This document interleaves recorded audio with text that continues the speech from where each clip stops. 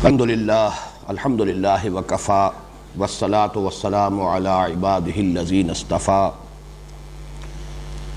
خصوصاً علی افضلہم وخاتم النبیین محمد الامین وعلی آلہ وصحبہ اجمعین اما بعد فاعوذ باللہ من الشیطان الرجیم بسم اللہ الرحمن الرحیم الحمد للہ رب العالمین الرحمن الرحیم مالک یوم الدین ایاک نعبد و ایاک نستعین اہدنا الصراط المستقیم صراط الذین انعمت علیہم غیر المغضوب علیہم ولا الضالین آمین رب اشرح لی صدری ویسر لی امری واحلل عقدۃ من لسانی یفقہوا قولی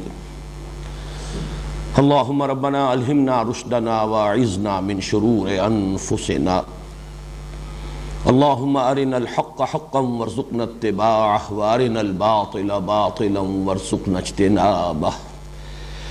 اللہم ارحمنا بالقرآن العظیم واجعلہ لنا اماما ونورا وہدا ورحمہ اللہم ذکرنا منہ ما نسینا وعلمنا منہ ما جہلنا وارزقنا تلاوتہ آناء اللیل وآناء النہار واجعلہ لنا حجتا یا رب العالمین آمین۔ آج ہم اللہ کے نام سے سلسلے وار درس قرآن کے دور ثانی کا آغاز کر رہے ہیں، اسی لیے میں نے ابھی سورہ فاتحہ کی تلاوت کی ہے،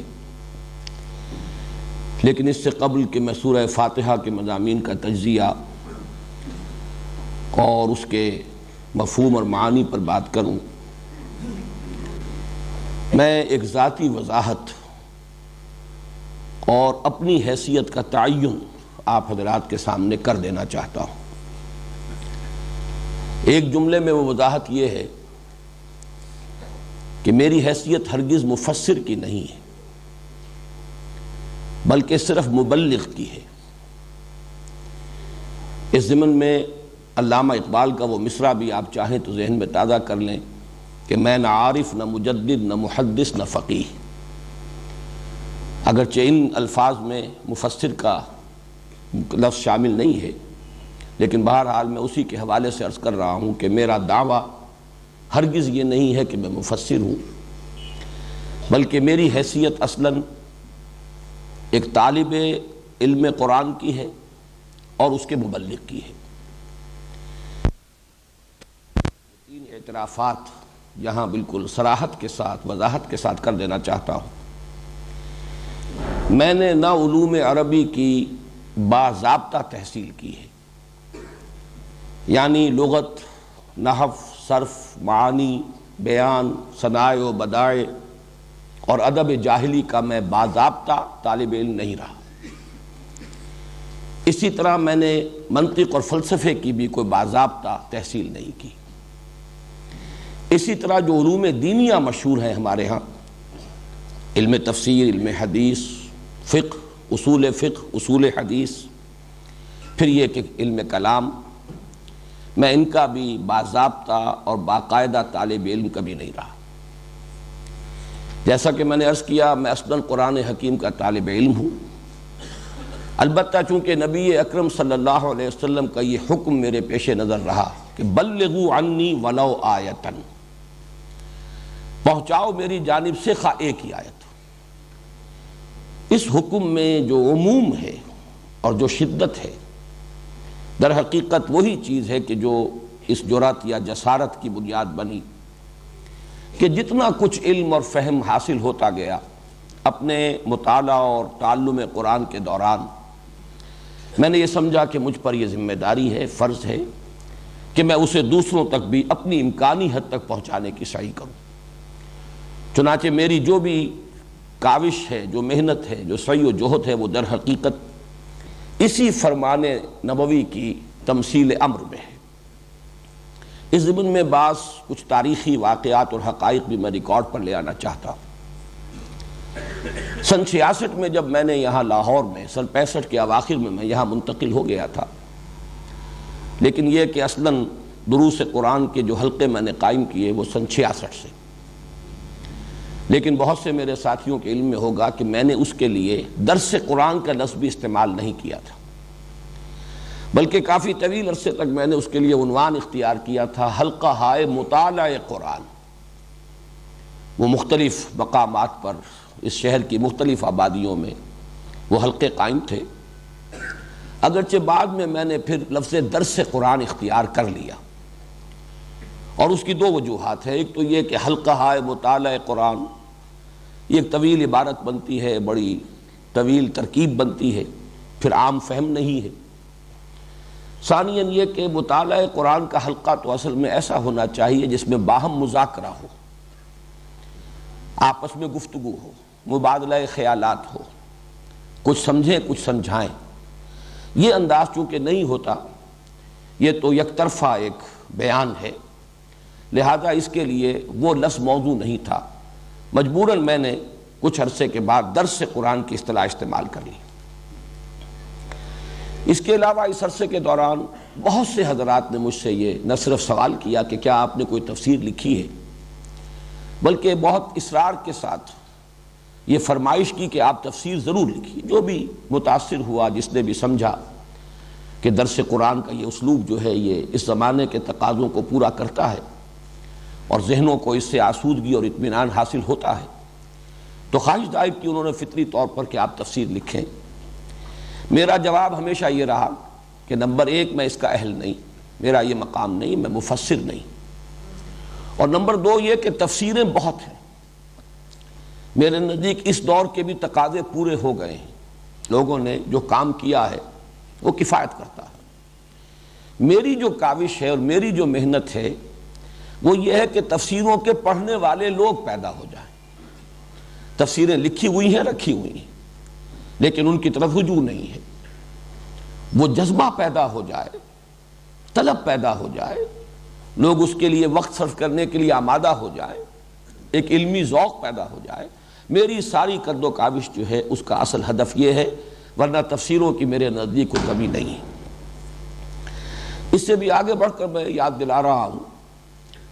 سن 80 سے سن 82 تک اس ملک میں پاکستان ٹیلی ویژن پر درس قرآن کے ضمن میں یا بیان القرآن کے ضمن میں میرا ڈنکا بجتا رہا، بلکہ یوں سمجھیے کہ بالکل ایک ہی معاملہ تھا، بس ایک ہی شخص جو ہے اس حیثیت سے متعارف ہوا ہے اس طویل عرصے کے دوران، اور پورے پاکستان کے جتنے بھی ٹیلی ویژن سٹیشنز ہیں ان سے وہ پروگرام نیشنل ہوک اپ پر وہ ٹیلی کاسٹ ہوتے تھے۔ تو میری اس حیثیت سے شہرت جو ہے اس وقت بام عروج پر تھی۔ اس وقت ایک پبلشر نہایت مصر رہے، حد درجے اصرار کرتے رہے کہ آپ ایک ترجمہ کر دیجئے قرآن کا، اور میں نے جب کہا کہ میں اس کا اہل نہیں ہوں اور ترجمے بہت ہیں، تو انہوں نے کہا کہ آپ ایسا کیجئے 2 4 6 ترجمے سامنے رکھ کے بس ترجمہ کر دیجئے، اس لیے کہ انہیں یہ محسوس ہوتا تھا کہ اس وقت ایک طلب ہے، مارکیٹ ہے، اگر اس شخص کے نام سے کوئی ترجمہ آ گیا بازار میں تو وہ ہاتھوں ہاتھ بک جائے گا۔ لیکن میرا جواب وہی رہا کہ ہرگز نہیں، نہ میں اپنا یہ مقام سمجھتا ہوں، بلکہ میں تراجم کے ضمن میں بھی بسا اوقات جو دوسرے مترجمین ہیں، شاہ عبد القادر، شاہ رفیع الدین، پھر جو اس دور میں اس صدی کے مترجمین ہیں، میں تو ان سے مدد لیتا ہوں۔ میں اتنی عربی زبان کی قابلیت کا دعویٰ نہیں رکھتا کہ جو غرائب قرآن ہیں، ایک تو ہے عام قرآن مجید کے الفاظ اور بالعموم جو ہے اصطلاحات اس کی جو بار بار آتی ہیں، اس کا تو الحمدللہ پورا فہم مجھے حاصل ہے، لیکن بہت سے مقامات آتے ہیں جہاں تحقیق کی ضرورت ہوتی ہے، تو اس مقام پر میں خود محتاج اپنے آپ کو پاتا ہوں کہ میں انہی مترجمین کے ترجموں سے مدد حاصل کرتا ہوں۔ اسی ضمن میں ایک بات اور بھی عرض کر دوں کہ میں نے جب قرآن اکیڈمی قائم کی، پھر قرآن کالج، جس کے سر پر یہ تاج جو ہے قرآن آڈیٹوریم کا رکھا گیا ہے، میں نے اس کے ضمن میں بارہا یہ بیان کیا ہے اپنی گفتگوؤں میں، تقریروں میں، اکیڈمی میں جب ہمارے کورسز چلتے تھے، یا یہاں قرآن کالج میں اب 1 ایئر کورس ہے، یا طلبہ ہیں اس کالج کے، تو میں ان کے سامنے 6 اصطلاحات ہمیشہ رکھتا رہا ہوں کہ ہمارا ہدف کیا ہے، ہم کیسے لوگ چاہتے ہیں کہ اس اکیڈمی سے اور اس قرآن کالج سے پیدا ہوں۔ تو اس میں اوپر سے نیچے تک ایک بڑا سپیکٹرم ہے کہ ہمارا سب سے اونچا ہدف، اعلیٰ ہدف تو یہ ہے کہ تخلیق کی صلاحیت رکھنے والے، کریٹیو ورک، وہ یہاں سے پیدا ہو، جو ایک نیا علم وجود میں لا سکے، یا یوں کہیے کہ علم کو مسلمان کر سکے، ایک نئی علم نفسیات، ایک نیا علم اقتصادیات، ایک نیا فلسفہ، ایک نیا علم اخلاقیات۔ یہ جو سوشل سائنسز میں اور جو اس وقت کی ہماری اصل جو گمراہی کے میدان ہے نوع انسانی کے، اس میں نئے علوم کو پیدا کرنا، اس کے لیے کریٹیو صلاحیت اور کریٹیو جینیس کے لوگ درکار ہیں۔ اور ظاہر بات ہے کہ وہ شاذ ہوتے ہیں، لیکن یہ کہ ہمیں اپنے ہدف میں ٹاپ پر اسی کو رکھنا ہے، یہ ہمارا سب سے اونچا مقصد ہے۔ اس سے ذرا نیچے اتریے تو محقق، تحقیقی کام، ریسرچ ورک، یہ دوسرے درجے کی شے ہے۔ تخلیقی کام کا تعلق مستقبل سے ہوتا ہے، آئندہ کے لیے کوئی نئی شے پیدا کرنا، نئی شے بنانا، نئے راستے کھولنا۔ تحقیق کا کام ہوتا ہے ماضی سے متعلق، گہرائی میں آدمی اترے، مطالعہ کرے، لائبریریوں کو چھانے، اور یہ کہ ریسرچ ورک کرے، یہ دوسرے درجے کا کام ہے۔ تیسرے درجے کا کام یہ میں مدرس، تدریس کا کام، جو علم ہے اسے پڑھانا، اور ظاہر بات اس کے لیے بھی بڑی مہارت چاہیے، نہ صرف تدریسی مہارت چاہیے، خود علم میں پختگی، رسوخ فی العلم نہ ہو تو آدمی پڑھا نہیں سکتا۔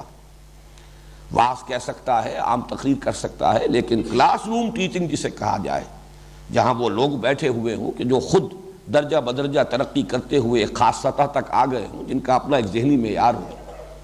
ان کو مطمئن کرنا، یہ جو تدریس ہے، اسی کے ساتھ میں جوڑ رہا ہوں لفظ تفسیر کو۔ قرآن کے حوالے سے تدریس کسی بھی شے کی ہو سکتی ہے، قرآن کے حوالے سے یہی تفسیر ہے، لکھی جائے گی تو وہ کتابی شکل میں تفسیر بن جائے گی، اور اگر بیٹھ کر کلاس روم میں پڑھائی جائے گی تو وہ گویا کہ ایک تدریس کی شکل اختیار کر لے گی۔ یہ تیسرا درجہ ہے۔ چوتھا درجہ ہے تبلیغ۔ اس تبلیغ کے ساتھ البتہ ایک لفظ کا اضافہ کر لیجئے، وہی میں نے اپنا جو کتاب چاہے مسلمانوں پر قرآن مجید کے حقوق، اس میں اس عنوان جو ہے آخری، 5واں اور آخری حق، اس عنوان میں ان 2 الفاظ کو جمع کیا ہے، تبلیغ اور تبیین۔ بات کا پہنچا دینا اور واضح کر دینا، بات پہنچے تو پہنچنے کا حق ادا ہو جائے، تبلیغ ہو تو ابلاغ کا حق ادا ہو جائے۔ ظاہر بات ہے کہ ابلاغ کا حق ادا کرنے کے لیے ضرورت ہوتی ہے کہ جو مخاطب ہیں ان کی علمی سطح کیا ہے اسے ملحوظ رکھا جائے، ان کے اشکالات کیا ہیں انہیں حل کیا جا سکے۔ اگر یہ دونوں کام نہیں ہوں گے تو شاید تبلیغ تو ہو جائے، وما علینا الا البلاغ، ہم نے پہنچا دیا، بس ہمارے ذمے پہنچانے کی ذمہ داری تھی، لیکن تبیین، ابلاغ کا حق ادا نہیں ہوگا جب تک کہ بات تبیین کے مرحلے تک نہ آئے۔ یہ چوتھا درجہ ہے۔ 5واں درجہ اس سے نیچے اتر کر میں متعین کرتا رہا ہوں کہ ان سارے کاموں کے لیے ادارے درکار ہیں، تنظیمیں درکار ہیں۔ تو ظاہر بات ہے تنظیم بھی ایک کام ہے جس کی صلاحیت والے لوگ اگر ہمیں نہ ملیں گے تو یہ کام آگے نہیں بڑھ سکے گا۔ اس لیے کہ جن لوگوں کی ذہنی مناسبت نہ ہو، جن کا اپنا کوئی ہدف نہ بن چکا ہو، جن کا اپنا نصب العین یہ نہ ہو، اگر آپ تنخواہ پر ان کی صلاحیتیں بورو کریں اور ہائر کریں، ان کو امپلائی کر لیں اچھی سے اچھی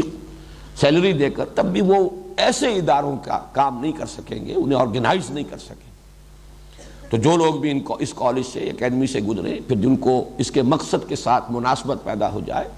اب ان میں جو لوگ ان 4 اوپر کے درجوں کی صلاحیت رکھتے ہیں وہ ان کاموں میں لگیں گے، لیکن 5واں درجہ تنظیم کا، اور اس سے بھی نیچے اتر کر 6واں درجہ انتظام کا، مینجمنٹ، یہ آرگنائزیشن سے بھی ذرا نیچے کی شے ہے۔ تو یہ 6 درجے ہیں اوپر سے لے کر نیچے تک، تحقیق بلکہ تخلیق، کریٹیو ورک، پھر تحقیق، ریسرچ ورک، پھر تدریس، ٹیچنگ، اسی کے ساتھ تفسیر کا لفظ ایڈ کر لیجیے، پھر تبلیغ اور تبیین، اس کے بعد تنظیم اور انتظام۔ تو میں ہمیشہ یہ بیان کرتا رہا ہوں کہ یہ 6 ہیں، کوشش کرو، اللہ تعالیٰ تمہیں ہمت دے سب سے اوپر کی سطح پر کام، آخر وہ بھی انسانوں ہی نے کیے ہیں اب تک، اور آئندہ بھی کریں گے تو وہی انسان ہوں گے۔ اور کچھ پتہ نہیں ہوتا اللہ نے کس میں کس کام کی صلاحیت رکھی ہے۔ بہرحال اگر اس درجے میں نہیں دوسرے میں، اس کے بعد بھی تیسرا ہے۔ تو میں نے یہ ساری بات اس لیے اس وقت آپ کے سامنے رکھی ہے کہ میں اپنے آپ کو چوتھے درجے کا آدمی سمجھتا ہوں۔ نہ میرے اندر صلاحیت کسی تخلیقی کام کی تھی، اور اس کا خود اپنا اس کے کچھ اپنے تقاضے ہوتے ہیں، وہ میرا دعویٰ نہیں، تحقیق یہ میرا مزاج نہیں، اور اس کے لیے بھی آدمی جو ہے بس کتابوں کا کیڑا بن جائے، لائبریریوں کے اندر ہی وہ ہمیشہ زندگی بسر کرے، یہ اس کے کچھ تقاضے ہوتے ہیں۔ اسی طرح جیسا کہ میں نے عرض کیا، تفسیر اور تدریس اس سطح کی وہ بھی میرا دعویٰ نہیں، میرا مقام نہیں۔ میں اپنے آپ کو اس چوتھے درجے کا آدمی سمجھتا ہوں، مبلغ، تبلیغ، البتہ اس کے ساتھ تبیین، وہ میں بعد میں عرض کروں گا۔ اس کے ضمن میں میرا کچھ خیال ہے کہ میں اس دور کی سطح پر تبیین کی صلاحیت اللہ نے مجھے عطا کی ہے، اس کا کسی درجے میں حق ادا کر رہا ہوں۔ یہ ساری باتیں جو میں نے اب تک عرض کی ہیں، انہیں تو کوئی شخص چاہے تو انکسار کا نام دے لے کہ میں انکساری اور تواضع کی وجہ سے یہ باتیں کہہ رہا ہوں، حالانکہ واقعہ یہ نہیں ہے، اظہار حقیقت ہے جس کے اعتراف میں مجھے کوئی باک نہیں۔ میں چاہتا ہوں کہ من آنم کے من دانم، یہ میں اس لیے ریکارڈ کرا رہا ہوں، باتیں بارہا کہی ہیں، لیکن اب یہ ہمارے درس قرآن کا مسلسل درس کا جو دور ثانی ہے، ریکارڈ ہو رہا ہے، تو یہ چیزیں جو لوگ بھی ابتدا ہی سے اس درس کو سنیں یا یہ کہ ویڈیو کے ذریعے سے دیکھیں بھی، آڈیو ویڈیو دونوں صلاحیتیں استعمال کریں، ان کے سامنے یہ باتیں آ جائیں۔ لیکن اب جو میں کہہ رہا ہوں ہو سکتا ہے اسے کچھ حضرات تعلی اور عجب پر محمول کریں، اس میں سمجھیں کہ شاید کوئی تکبر کی بات ہے، حالانکہ وہ بھی میرے نزدیک تو اصلاً اظہار حقیقت ہے، اور در حقیقت یہ بھی قرآن مجید کے ایک حکم پر امتثال امر ہے۔ وَأَمَّا بِنِعْمَةِ رَبِّكَ فَحَدِّثْ، مجھ پر اللہ تعالیٰ کے انعام ہوئے ہیں، مجھے ان کا ادراک ہے، شعور ہے، اعتراف ہے، اور میں اسی کی مناسبت سے اللہ تعالیٰ کا شکر ادا کرتا ہوں، اس لیے کہ شکر کے لیے تو پہلا درجہ ہے یہ امام راغب نے جو شکر کے 3 درجے قائم کیے ہیں، تو سب سے پہلے شکر بالقلب ہے، ادراک ہو، شعور ہو کہ کتنا بڑا انعام ہوا ہے، کتنا بڑا احسان ہوا ہے، کتنی بڑی نعمت کسی نے دی ہے۔ اگر اس کا شعور ہی نہیں، ادراک ہی نہیں، تو اس کا پروپورشنیٹ شکر قلب کی گہرائیوں سے نکلے گا ہی نہیں۔ پھر ہے شکر باللسان، پھر شکر بالجوارح۔ بہرحال اس وقت یہ چیزیں آ جائیں گی انشاءاللہ، اگلے ہی درس میں یہ شکر کی بحث آنے والی ہے۔ تو شکر در حقیقت ادراک اور اعتراف کے متناسب اور پروپورشنیٹ ہوتا ہے۔ تو اما بنعمت ربک فحدث، جو بھی انعام ہوا ہے میرے پروردگار کا مجھ پر، میں اس کا بھی تذکرہ کر رہا ہوں اسی حکم کے امتثال امر میں، اور وہ یہ ہے کہ جو بھی فہم قرآن مجھے حاصل ہوا ہے، میں لفظ علم سے بھی کترا کر فہم کا لفظ استعمال کر رہا ہوں، بہرحال چاہیں تو آپ اس کو ایک اصطلاح کی حیثیت سے جمع کر لیجئے، علم و فہم قرآن حکیم کا جو بھی مجھے حاصل ہوا ہے، اس میں بحمد اللہ 4 چشموں سے، اس میں علم اور فہم کے 4 چشمے ہیں جو جمع ہوئے ہیں، ان سے اس حوض میں آ کر پانی جمع ہوا ہے۔ اور میں آج سوچ رہا تھا تو یہ چیزیں چونکہ میرے ذہن میں آئیں تو میں آپ کے سامنے بیان بھی کر رہا ہوں کہ میرے سامنے تشبیہ آئی، قرآن حکیم میں جنت کے 3 چشموں کے نام دیے گئے ہیں، کوثر ہے، تسنیم ہے، سلسبیل ہے۔ میرے نزدیک 3 چشمے جن سے اللہ نے مجھے سیراب فرمایا اور جن سے متمتع فرمایا، اس کے مواقع عطا فرمائے، کوثر و تسنیم و سلسبیل کی ساتھ اس کی ایک مشابہت ہے۔ علم قرآن سے بڑی دولت اور کوئی ہے نہیں۔ اور چوتھے چشمے کو میں العروۃ الوثقی سے تعبیر کرتا ہوں، میں اس کی وضاحت ابھی کر دوں گا۔ اس اعتبار سے میرے فہم قرآن میں جو جامعیت پیدا ہوئی ہے، میں تفصیل کے ساتھ تو اپنے اس فہم قرآن کے ان 4 گوشوں کو یا اپنے فکر قرآنی کی 4 سورسز کو، یا میں نے یہ لفظ استعمال کیا ہے اپنے اس کتاب میں دعوت رجوع القرآن کا منظر اور پس منظر، یہ ڈائمنشنز ہیں، میری سوچ، میرے فکر، میرے فہم کی 4 ڈائمنشنز ہیں، تو میں تفصیل سے لکھ چکا ہوں اس کتاب کے اندر، ان سب کی وضاحت کے ساتھ میں بیان کر چکا ہوں کہ کس گوشے سے مجھے کیا کچھ حاصل ہوا ہے۔ پھر چونکہ کتابوں کے پڑھنے کا اتنا رواج رہا نہیں ہے آج کل، اور اب اختصار کے ساتھ یہ باتیں جب میں ریکارڈ کرا رہا ہوں تو یہ باتیں بھی میں آپ کے سامنے بیان کر رہا ہوں، تفصیل جن کو درکار ہو وہ میری اس کتاب کا مطالعہ کریں۔ یہ چار گوشے یا چار ڈائمنشنز یا چار سوتے یا چار چشمے جو جمع ہوئے ہیں میرے ہاں، ان میں سے سب سے پہلا ہے جس کے لیے عنوان ہے حرکت اور جہاد، تحریک، حرکت، انقلابی جذبہ، دعوت اور دعوت سے آگے بڑھ کر انقلاب۔ اس کے لیے میرے سورسز، اور یہ ذرا نوٹ کر لیجئے، یہ میری اپنی صنعت لفظی نہیں ہے، میں کوئی ادیب آدمی نہیں ہوں، لیکن یہ کہ یہ اللہ تعالیٰ کی طرف سے ہے کہ یہ تثنیہ کے صیغے کو جمع کر دیا اللہ نے میرے لیے، میرے ان چار چشموں کے عنوانات کے دیے۔ ابوین، یہ میرے دو باپ ہیں، اس لیے کہ وہ دو حضرات جو ہیں ان دونوں کے نام ابو سے ہیں، ابو الاعلیٰ اور ابو الکلام، یہ ابوین ہیں میرے اس فکر، میری اس سوچ کے۔ یہ یوں کہیے کہ عام اصطلاح میں پیر اور پھر دادا پیر، یہ ہمارے ہاں اصطلاحات استعمال ہوتی ہیں۔ میرے فہم قرآن کے اندر سب سے بڑا حصہ اسی کا ہے۔ سب سے بڑا اس لیے کہہ رہا ہوں کہ میری زندگی جس رخ پر بھی اب تک گزری ہے، اور اب تو اصل تو گزر ہی چکی ہے، اب تو یوں سمجھیے کہ بہت تھوڑا سا حصہ باقی ہے، والعصر والی بات ہے، دن گزر چکا، یہ تو عصر کا وقت ہے۔ اس اعتبار سے جس کام میں میری زندگی گزری ہے اس میں میری دلچسپیوں میں اور میرے وقت اور میری صلاحیت کے صرف میں سب سے بڑا اثر جو ہے وہ انہی دو حضرات کا ہے۔ ظاہر بات ہے ان میں اولین جو تعلق قائم ہوا وہ مولانا مودودی سے، ابو الاعلیٰ مودودی۔ البتہ یہ کہ یہ بات مجھ پر ابتدا ہی میں منکشف ہو گئی تھی کہ اس کا نقطہ آغاز در حقیقت مولانا ابو الکلام آزاد ہے۔ میں اس اعتبار سے کہہ رہا ہوں کہ سب سے زیادہ مجھ پر اسی کی چھاپ ہے کہ وہ حرکت اور جہاد ابو الکلام نے حزب اللہ بنائی تھی 1913 میں، مولانا مودودی نے جماعت اسلامی کی تاسیس کی 1941 میں۔ دونوں کے ہدف ایک ہی مقصد، اور میں نے بھی پھر الحمدللہ کہ اگرچہ میں جماعت اسلامی سے مایوس ہوا کہ وہ سیاست کی بھول بھلیوں میں گم ہو گئی ہے، اس اصل مقصد کو ترک کر چکی ہے، لیکن بہرحال میں نے اسی تسلسل کو برقرار رکھنے کے لیے تنظیم اسلامی قائم کی، بلکہ بعض اعتبارات سے میں مولانا ابو الکلام سے زیادہ قریب ہو گیا، بہی معنی کہ ہم نے تنظیم اسلامی کے لیے بھی بیعت کی اساس کو اختیار کیا۔ مولانا مودودی نے ایک خاص وقت کے تقاضوں سے شاید زیادہ متاثر ہو کر ایک دستوری اور آئینی تنظیم بنائی۔ مولانا آزاد نے 1913 میں بیعت کی بنیاد پر حزب اللہ قائم کی تھی، گویا کہ جو اصل ہے اس کی بنیاد، اس کی طرف بھی رجوع کرنے کی اللہ نے توفیق دی۔ ایک اور اعتبار سے بھی مجھے اب مولانا ابو الکلام آزاد سے کچھ زیادہ نسبت قائم ہو رہی ہے کہ وہ بھی ایک طوفان کے مانند جب اٹھے تھے تو تحریک خلافت کے عنوان سے اٹھے تھے۔ شروع میں رجوع الی القرآن، امر بالمعروف نہی عن المنکر، جہاد، یہ تصورات بھی تھے، لیکن پھر ان کی زندگی کا وہ دور جو تھا تحریک خلافت جو تھی، اس میں ان کے اصل جوہر نمایاں ہوئے۔ ان کی تصنیف و تالیف یا تحریر کے جوہر تو زیادہ نمایاں ہوئے تھے الہلال اور بلاغ کے ذریعے سے، لیکن ان کی خطابت کی صلاحیت اور ان کے اندر جو جوش عمل بھرا ہوا تھا وہ تحریک خلافت میں ظاہر ہوا۔ بہرحال میرے اس فہم قرآن کا سب سے پہلا سورس میرے دو ابوین سید ابو الاعلیٰ مودودی اور مولانا ابو الکلام آزاد۔ دوسرا تعمق، گہرائی اور نظم قرآن کے سلسلے میں، یہ ایک دوسرا بالکل گوشہ ہے۔ میں اس گہرائی کے لیے کبھی کبھی مثال دیا کرتا ہوں کہ ایک ہے ٹیلیسکوپک ویو لیتا ہے کوئی شخص، تو آپ کو معلوم ہے کہ کروڑ میل کا وہ مشاہدہ کر رہا ہوتا ہے،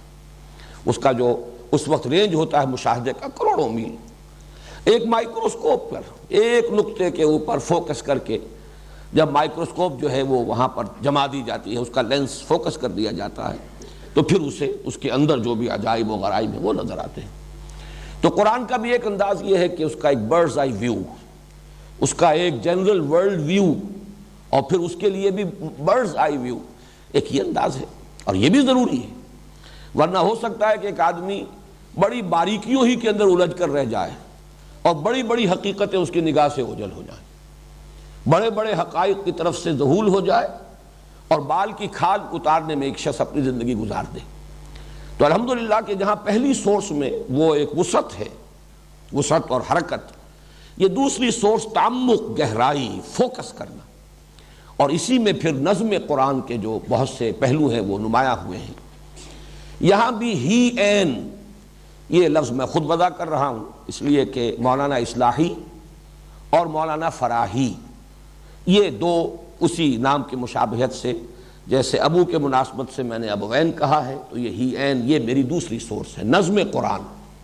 اور اس کے اعتبار سے قرآن مجید کے علم و فہم کی جو ڈائمنشن ہے جو سامنے آتی ہے۔ تیسرا ہے فکر جدید کے حوالے سے، اور فکر جدید کے حوالے سے دو کام ہیں جو اصل میں کرنے کے ہیں، اور ان میں جو بھی مجھے حاصل ہوا ہے وہ بھی دو شخصیتوں کا میں ابھی نام لوں گا، وہ دکترین ہیں، میں عربی تلفظ استعمال کر رہا ہوں، دکترین، دو ڈاکٹرز ہیں، لیکن یہ کہ وہ فکر جدید کے حوالے سے کرنے کا کام کیا ہے؟ ایک تو یہ کہ قرآن کی روشنی میں فکر جدید کا تجزیہ،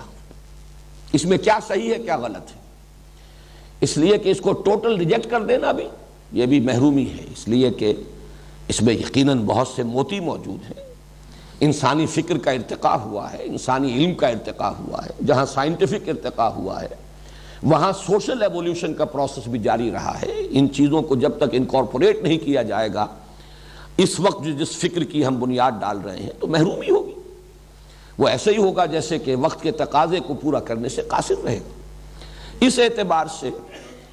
قرآن کی روشنی میں فکر جدید کا تجزیہ کہ اس میں صحیح کیا ہے غلط کیا ہے، حق کتنا ہے باطل کتنا ہے، اور پھر فکر جدید میں جو صحیح ہو حصہ اسے اس فہم قرآن میں انکارپوریٹ کرنا، شامل کرنا، ورنہ یہ کہ اس دور کی تبلیغ کا حق ادا نہیں، تبیین کا حق ادا نہیں ہو سکتا۔ صرف تبلیغ تو ہو جائے گی جیسا کہ میں نے پہلے عرض کیا تھا، اور آدمی یہ سمجھ لے گا ما علینا الا البلاغ، ہمارے ذمے تو بس پہنچانے کی ذمہ داری تھی، لیکن اگر آپ فکر جدید کا جو حصہ صحیح ہے اگر اس کو انکارپوریٹ نہیں کریں گے اپنے اس فہم قرآن میں تو پھر اس دور میں تبیین قرآن کا حق ادا نہیں ہوگا۔ ان دونوں پہلوؤں سے ڈاکٹر رفیع الدین اور ڈاکٹر اقبال، یہ دونوں بہت سے حضرات کے علم میں ہے، حکمت اقبال کے نام سے کتاب ان کی آج کل حکمت قرآن جو پرچہ ہمارا انجمن کا شائع ہو رہا ہے، تسلسل کے ساتھ کتاب شائع ہو رہی ہے، تو یہ ڈاکٹر رفیع الدین اور ان کی ایک کتاب بہت اہم ہے، قرآن اور علم جدید۔ لیکن یہ کہ یہ ساری چیزیں در حقیقت ڈاکٹر رفیع الدین کا بھی کہنا یہ ہے کہ اصل میں علامہ اقبال سے ماخوذ ہے، تو یہ ڈاکٹرین جو ہے یہ میری تیسری سورس ہے۔ چوتھی سورس بھی کہہ لیجئے، لیکن یہ کہ میں ان تین کے لیے جو اب تک میں نے بیان کیے ہیں، میں نے چشموں کی تشبیہ اختیار کی ہے، کوثر و تسنیم و سلسبیل، لیکن چوتھے کو میں العروۃ الوثقی کہہ رہا ہوں۔ العروۃ الوثقی، عروہ کہتے ہیں کنڈے کو، وثقی بہت مضبوط کنڈا، جس کو آدمی تھام لے تو گویا کہ اسے سہارا مل گیا اور اس کے لیے تحفظ ہے، بچاؤ ہے، کہیں آدمی پھسلنے کا اندیشہ ہے تو کسی چیز پر ہاتھ ڈال لیتا ہے، کہیں گر رہا تھا اگر اونچائی سے درمیان میں کوئی کنڈا ہاتھ میں آ گیا اس کو پکڑ لیا، اسے لٹکا ہوا ہے تو اب اس کنڈے ہی میں اس کی جان ہے، اس لیے کہ یہ کنڈا اگر اپنی جگہ سے نکل گیا تو بھی نیچے گر جائے گا، اور اگر کنڈا چھوٹ گیا ہاتھ سے تب بھی وہ برباد ہو جائے گا۔ تو العروۃ الوثقی یہ قرآن مجید کی اصطلاح ہے، فقد استمسک بالعروۃ الوثقی۔ تو یہ چوتھی سورس جو ہے یہ محض سورس نہیں ہے بلکہ میرے لیے حفاظت اور تحفظ اور بچاؤ کا بہت بڑا ذریعہ العروۃ الوثقی رہا ہے۔ اور یہ کیا ہے؟ اس میں ایک ہے تمسک بالاسلاف، ایک تسلسل ہے امت کا، 1400 برس یہ امت کی تاریخ ہے، اس میں بڑی روشنی ہے، اس میں ہمارے اسلاف کے بڑے کارنامے ہیں، پھر اس میں جو تسلسل ہے اور اس تسلسل کے ساتھ جن چیزوں پر اجماع ہو گیا ہے ان کے ساتھ جڑے رہنا، یہ انسان کی عافیت کے لیے، انسان کی حفاظت کے لیے بہت ضروری ہے۔ بسا اوقات ذہین آدمی کے ذہن میں کوئی ایک لہر جو ہے کبھی اٹھتی ہے، اور انسان کو چونکہ اپنے کسی خیال سے، جیسے اپنی تخلیق سے اسے بہت محبت ہوتی ہے، اپنی اولاد سے محبت ہوتی ہے، اسی طرح اپنے کسی نئے خیال سے انسان کو محبت ہوتی ہے، لیکن اس نئے خیال کی رو میں آدمی بہہ کر نکل جائے تو ہو سکتا ہے کہ دور چلا جائے، اس کے لیے ضروری ہے کہ کسی کنڈے پر اس کا ہاتھ ہو، ادھر ادھر ہاتھ مارے، ایک ہاتھ سے کنڈا پکڑا ہوا ہو، دوسری طرف سے ہاتھ مارے، جہاں جہاں تک رسائی ہو، جو حاصل کر سکتا ہو لے، لیکن وہ کنڈا نہیں چھٹنا چاہیے۔ وہ کنڈا چھٹ گیا تو پتہ نہیں کوئی لہر اسے کہاں لے جائے گی، جیسے کہ قرآن مجید میں سورہ حج میں تمثیل آئی ہے کہ تہوی بہ الریح فی مکان سحیق، پھر یہ کہ ہوا یا یہ کہ کوئی شکاری پرندے اڑا کر لے جائیں گے، تخطفہ الطیر اور تہوی بہ الریح فی مکان سحیق، یا ہوا کا کوئی جھونکا، یا یہ کہ جس جہاز کا لنگر نہ رہا ہو اسے کوئی لہر جو ہے لے جائے گی اور کسی طرف بھی اس کو چلا دے گی۔ تو یہ العروۃ الوثقیٰ، یہ میرے دو شیخین ہیں۔ اب یہ دیکھیے، یہ بھی صنعت لفظی ہے اگرچہ، لیکن میری نہیں ہے، ایجاد بندہ نہیں ہے۔ شیخ الاسلام مولانا شبیر احمد عثمانی رحمہ اللہ، پاکستان کے پہلے اور آخری شیخ الاسلام، اور ان کے استاد شیخ الہند رحمہ اللہ، جنہیں کہ میں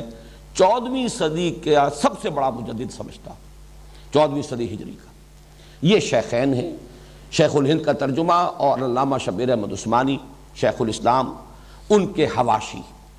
تقریباً 5 پارے کے حواشی بھی حضرت شیخ الہند کے ہیں، بقیہ 25 پاروں کے حواشی وہ ہیں شیخ الاسلام علامہ شبیر احمد عثمانی رحمۃ اللہ علیہ۔ یہ میرے لیے العروۃ الوثقیٰ ہے۔ اس میں تمسک بالاسلاف کے ساتھ ایک اور چیز ایڈ کر لیجئے، اور وہ ہے تصوف۔ دین کی کچھ باطنی حقیقتیں ہیں، کچھ قلبی کیفیات ہیں جو مطلوب ہیں۔ ایک دین کا ظاہر ہے، وہ بھی اپنی جگہ بڑا اہم ہے، بہت ضروری ہے۔ جیسے عبادت کے 2 جز ابھی سورہ فاتحہ میں انشاءاللہ اگلے ہفتے یہ زیر بحث آئیں گی باتیں۔ عبادت کے 2 جز ہیں، ایک اس کا جسد ظاہری ہے، وہ ہے اطاعت، اللہ کی کلی اطاعت۔ ایک اس کی روح باطنی ہے، وہ ہے محبت۔ اب یہ محبت کچھ اور شے ہے۔ اطاعت مجبوراً بھی ہو جاتی ہے، مارے باندھے کو بھی ہو جاتی ہے، لیکن محبت ایک اور ہی شے ہے۔ جب تک کہ کسی کو اس کا تجربہ نہ ہو، اس کی کیفیت کو کوئی انسان بیان نہیں کر سکتا۔ چوں معاملہ نہ دارت سخن آشنا نہ باشد۔ تو یہ جو باطنی حقیقت ہے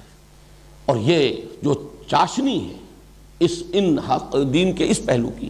اس کے لیے ہمارے ہاں چونکہ متداول اصطلاح چلی آ رہی ہے، اگرچہ وہ قرآن کی نہیں ہے، حدیث کی نہیں ہے، لفظ تصوف۔ تو تمسک بالاسلاف اور تصوف، یہ جو بھی کچھ میرے ہاں اگر ہے، میرے فہم میں، میرے فکر میں، میری سوچ میں، میرے دروس میں، ان حقائق کا اگر کوئی بیان ہے تو اس کے ضمن میں میری سورس یہ شیخین ہیں، شیخ الاسلام مولانا شبیر احمد عثمانی رحمہ اللہ اور شیخ الہند حضرت مولانا محمود حسن دیوبندی رحمۃ اللہ علیہ۔ ان چاروں کو اعتبار سے اور ان چاروں گوشوں سے جو کچھ مجھے حاصل ہوا ہے، اس کی بنا پر اب اسے دعویٰ کہہ لیں، تعلی کہہ لیں، جو چاہیں کہہ لیں، میں یہ محسوس کرتا ہوں، مجھے اس کا ادراک ہے، شعور ہے، اور میں بے باکی کے ساتھ یہ بات آپ کے سامنے کہہ رہا ہوں کہ الحمدللہ کہ ایک جامعیت کبریٰ ہے جو اللہ تعالیٰ نے میرے فہم کے اندر عطا فرمائی ہے، اور یہی وہ شے ہے جو سب سے زیادہ اس دور میں ضروری ہے، اس لیے کہ مختلف پہلوؤں سے کوششیں لوگوں نے کی ہیں، لیکن ان کو جمع کرنا، ان کی جامعیت، یہ اگر نہیں ہوگی تو جو اصل تقاضا ہے اس دور میں تبلیغ و تبیین قرآن کا، وہ پورا نہیں ہوگا۔ البتہ یہاں ایک وضاحت میں کرنا چاہتا ہوں، اس لیے کہ کچھ عرصہ ہوا ایک کتاب بھی چھپی ہے میری مجھ پر تنقید کے ضمن میں یا میری مخالفت کے لیے۔ ان کے مصنف نے ایک بہت بڑی زیادتی، بلکہ یہ کہ بڑی خیانت کا ارتکاب کیا میرے بارے میں۔ میں نے چونکہ ان چاروں سورسز کو ہمیشہ بیان کیا ہے، اور یہ بھی میں سمجھتا ہوں کہ شکر ہی کا تقاضا ہے۔ حضور نے فرمایا ہے من لم یشکر الناس لا یشکر اللہ، جو شخص انسانوں کا شکر ادا نہیں کرے گا وہ کبھی اللہ کا شکر بھی ادا نہیں کرے گا، کر سکتا ہی نہیں۔ اگر اس میں مادہ ہی نہیں شکر کا اور تشکر کا تو وہ سوتے خشک ہے، تو نہ بندوں کے حق میں کبھی شکر اس کے قلب سے ابھرے گا اور زبان سے ادا ہوگا، نہ اللہ کے لیے۔ اللہ کے لیے کر بھی رہا ہوگا تو ایک رسم ہے جو ادا ہو رہی ہے، شکر کا وہ اصل جذبہ جو ہے قلب کی گہرائیوں سے وہ چشمہ نہیں پھوٹے گا۔ اس لیے میں ان تمام حضرات کا جن کا ذکر میں نے کیا ہے، یہ میرا ایک تشکر بھی ہے کہ میں تسلیم کروں کہ مجھے ان سے فائدہ حاصل ہوا ہے، میں نے استفادہ کیا ہے، لیکن اس کے یہ معنی نہیں ہے کہ میں ان میں سے ہر شخص کی ہر بات کو مقلدانہ انداز میں تسلیم کرتا ہوں۔ یہ بات اگر کسی نے سمجھی تو غلط سمجھی۔ مجھے بہت سی باتوں سے اختلاف ہے۔ مولانا اصلاحی صاحب نے جب حد رجم کے بارے میں ایک رائے ظاہر کی، میں نے شدت کے ساتھ اختلاف کیا، شدید اختلاف کیا، یہ اپنی جگہ پر ہے۔ تو بہت سے معاملات میں ڈاکٹر رفیع الدین صاحب سے اختلاف ہے، یہاں تک کہ علامہ اقبال کے لیکچرز میں نے سن 67 میں جو مضمون لکھا تھا اسلام کی نشت ثانیہ کرنے کا اصل کام کے نام سے، جو ہماری اس انجمن اور اکیڈمی اس کے گویا کہ مینیفیسٹو کی حیثیت رکھتا ہے، اس میں نے برملا کہا ہے کہ علامہ اقبال کے لیکچرز کو اگرچہ میں اس دور میں جو علم کلام ہمیں درکار ہے اس کا صحیح نقطۂ آغاز میں اسی کو سمجھتا ہوں. میں سمجھتا ہوں کہ وہی ہے کہ جس نے صحیح تقاضا جو کہ اس دور کا ہے اس کو پورا کرنے کی طرف پہلا قدم اٹھایا ہے. میں اسے اگرچہ پرائمر کہتا ہوں، وہ صرف آغاز ہے لیکن یہ کہ صحیح سمت میں آغاز ہے. اس کے باوجود میں نے اپنی اسی تحریر میں لکھا تھا کہ بعض چیزیں اس کی جو ہیں ان سے مجھے اختلاف ہے، میں صحیح نہیں سمجھتا.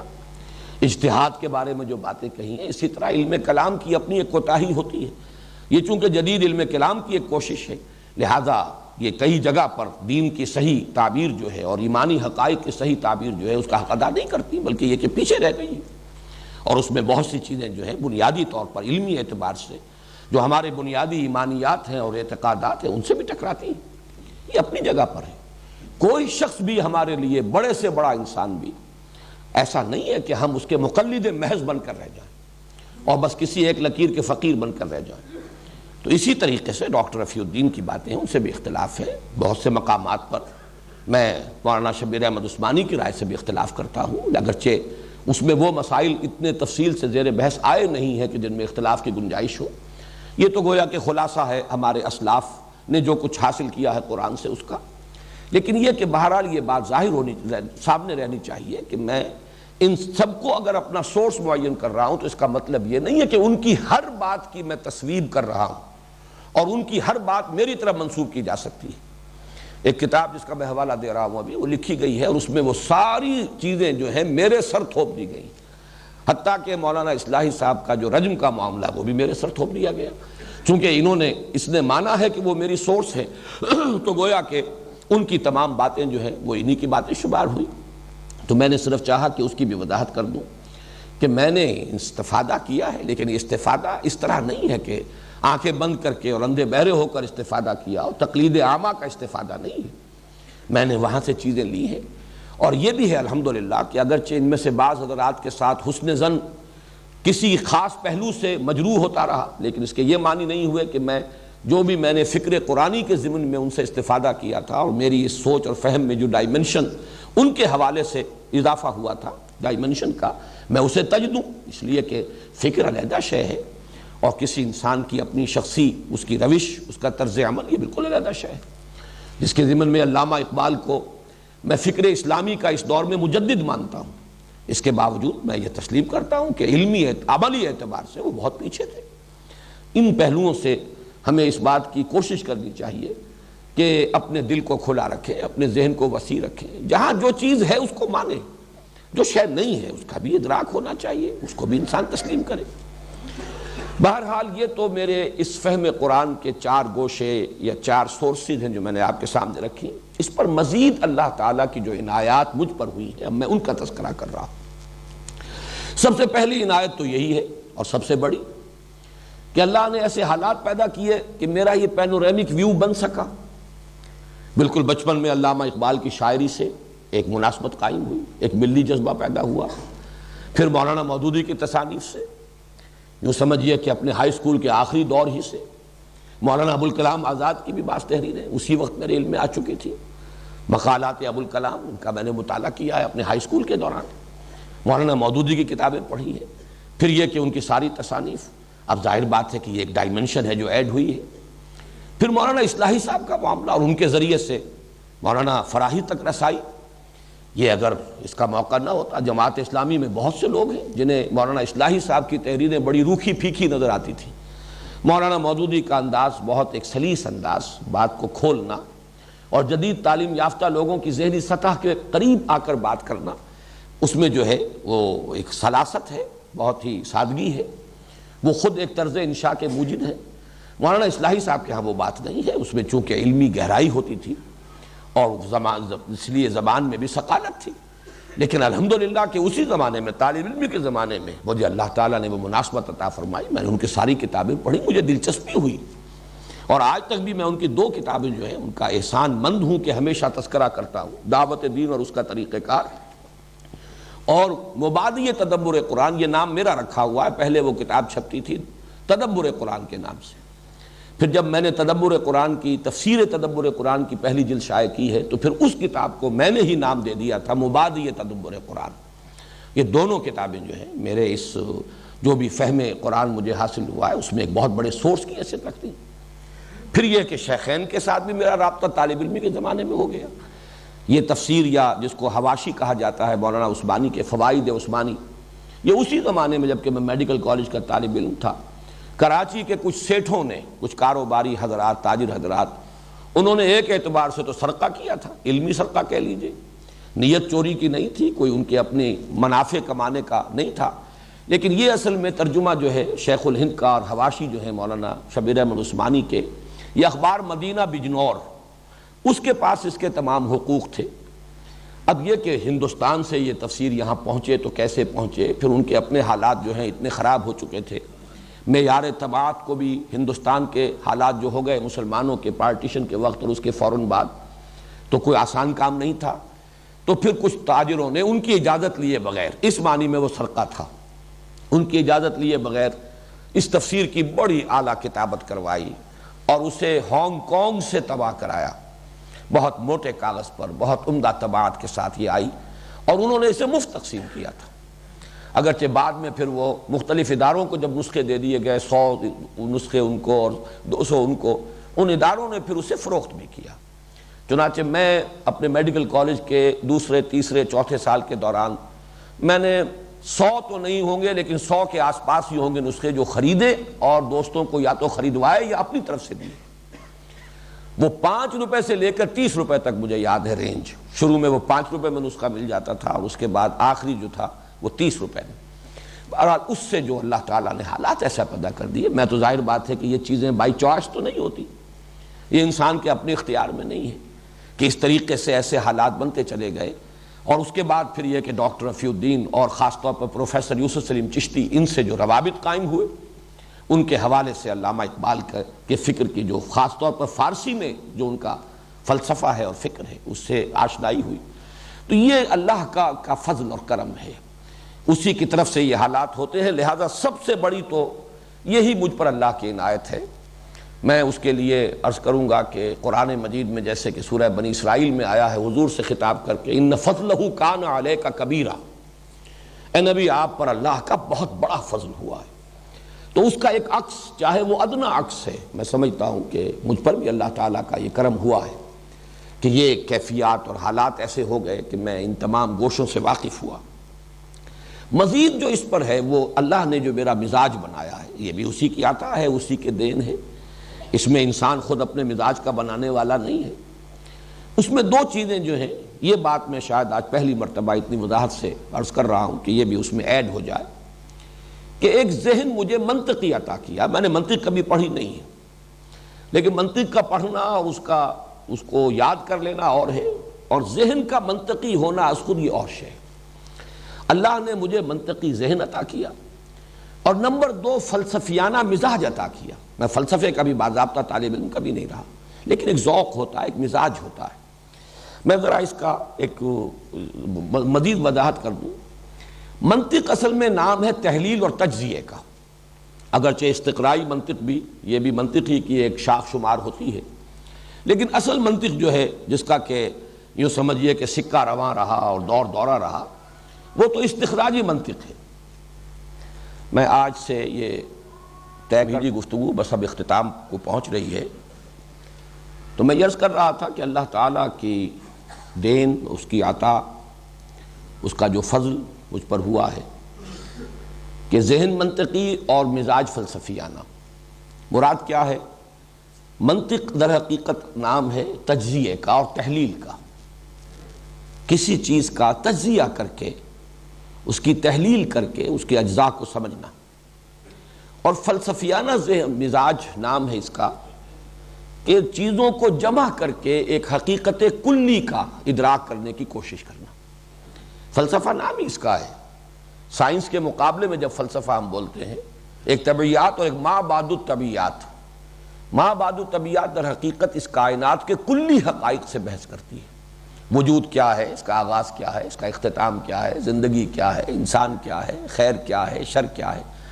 تو یہ در حقیقت ایک ورلڈ ویو،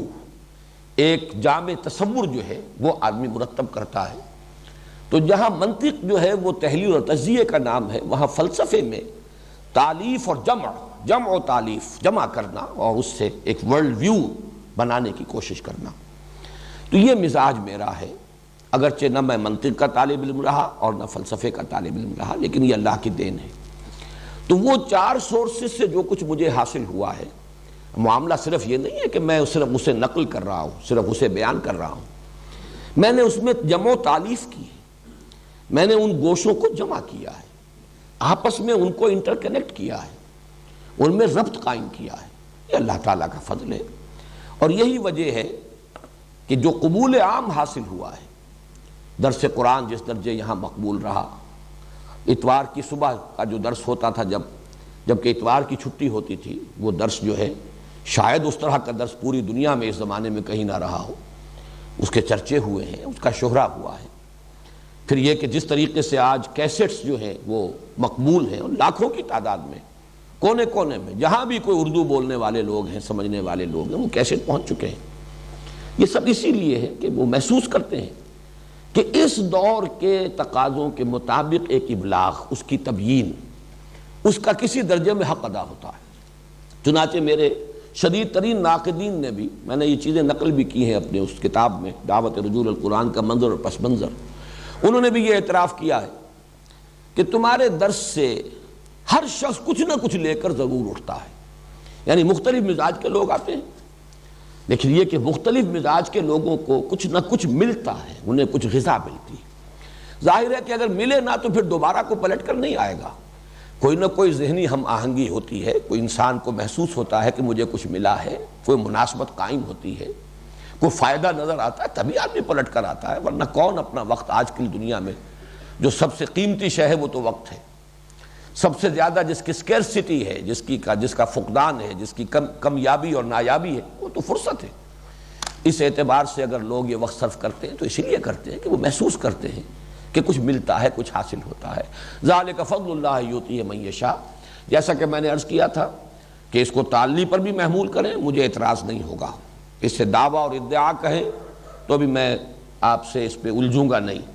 لیکن میرے نزدیک جہاں وہ ایک حقیقت میں نے بیان کر دی کہ میں باضابطہ طالب علم نہیں رہا ہوں، نہ علوم عربی کا، نہ علوم دینیہ کا، نہ میں نے فلسفہ پڑھا، نہ میں نے منطق پڑھی، میں تو طالب علم رہا ہوں جیسا آپ کو معلوم ہے۔ ویسے ایم اے اسلامیات تو کر لیا تھا، لیکن میں سمجھتا ہوں کہ اس کا تو ذکر کرنا بھی در حقیقت اس پوری گفتگو میں اس کا بالکل غیر متعلق سی بات ہے، وہ کوئی کسی درجے میں بھی وہ کوئی حیثیت اس کی نہیں ہے، اگرچہ کراچی یونیورسٹی میں فرسٹ بھی آ گیا تھا، لیکن وہ تو میں نے بھاگتے دوڑتے ایسے ہی،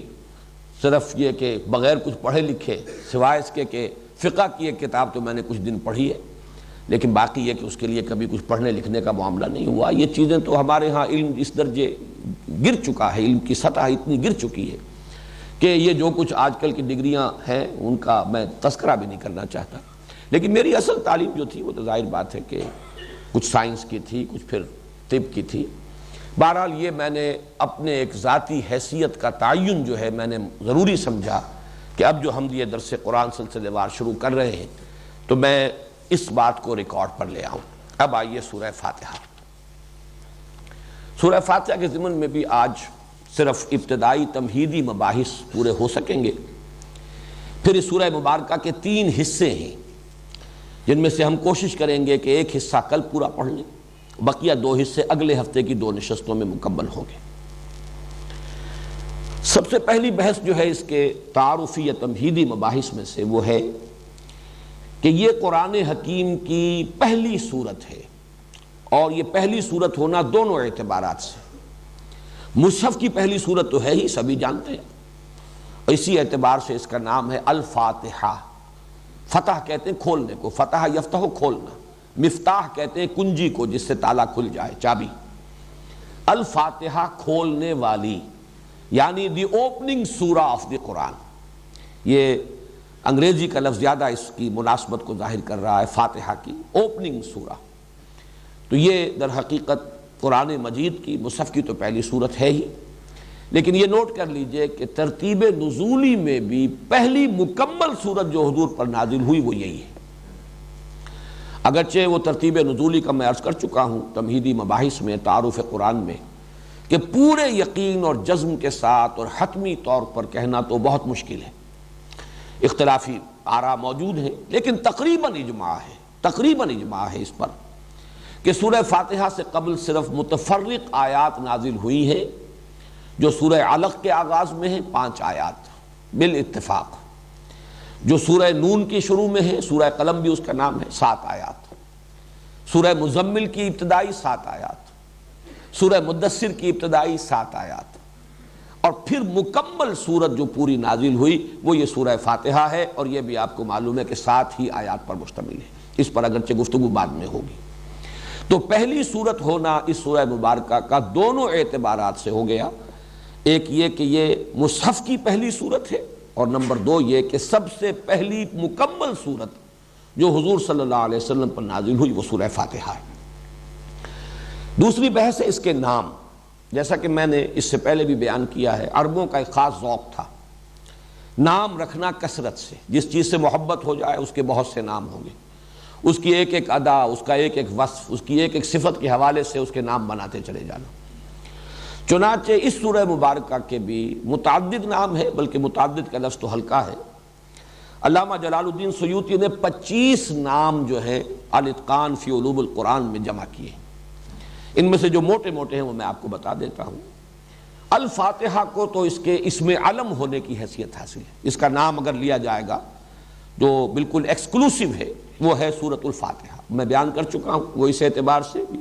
کہ اوپننگ سورہ ہے قرآن مجید کی۔ اس کے بعد اس کی جامعیت کے اعتبار سے 2 نام بہت معروف ہیں اور مشہور ہیں، ام القرآن اور اساس القرآن۔ اساس بنیاد کو کہتے ہیں جس پر کوئی عمارت تعمیر ہو، جڑ کو کہتے ہیں،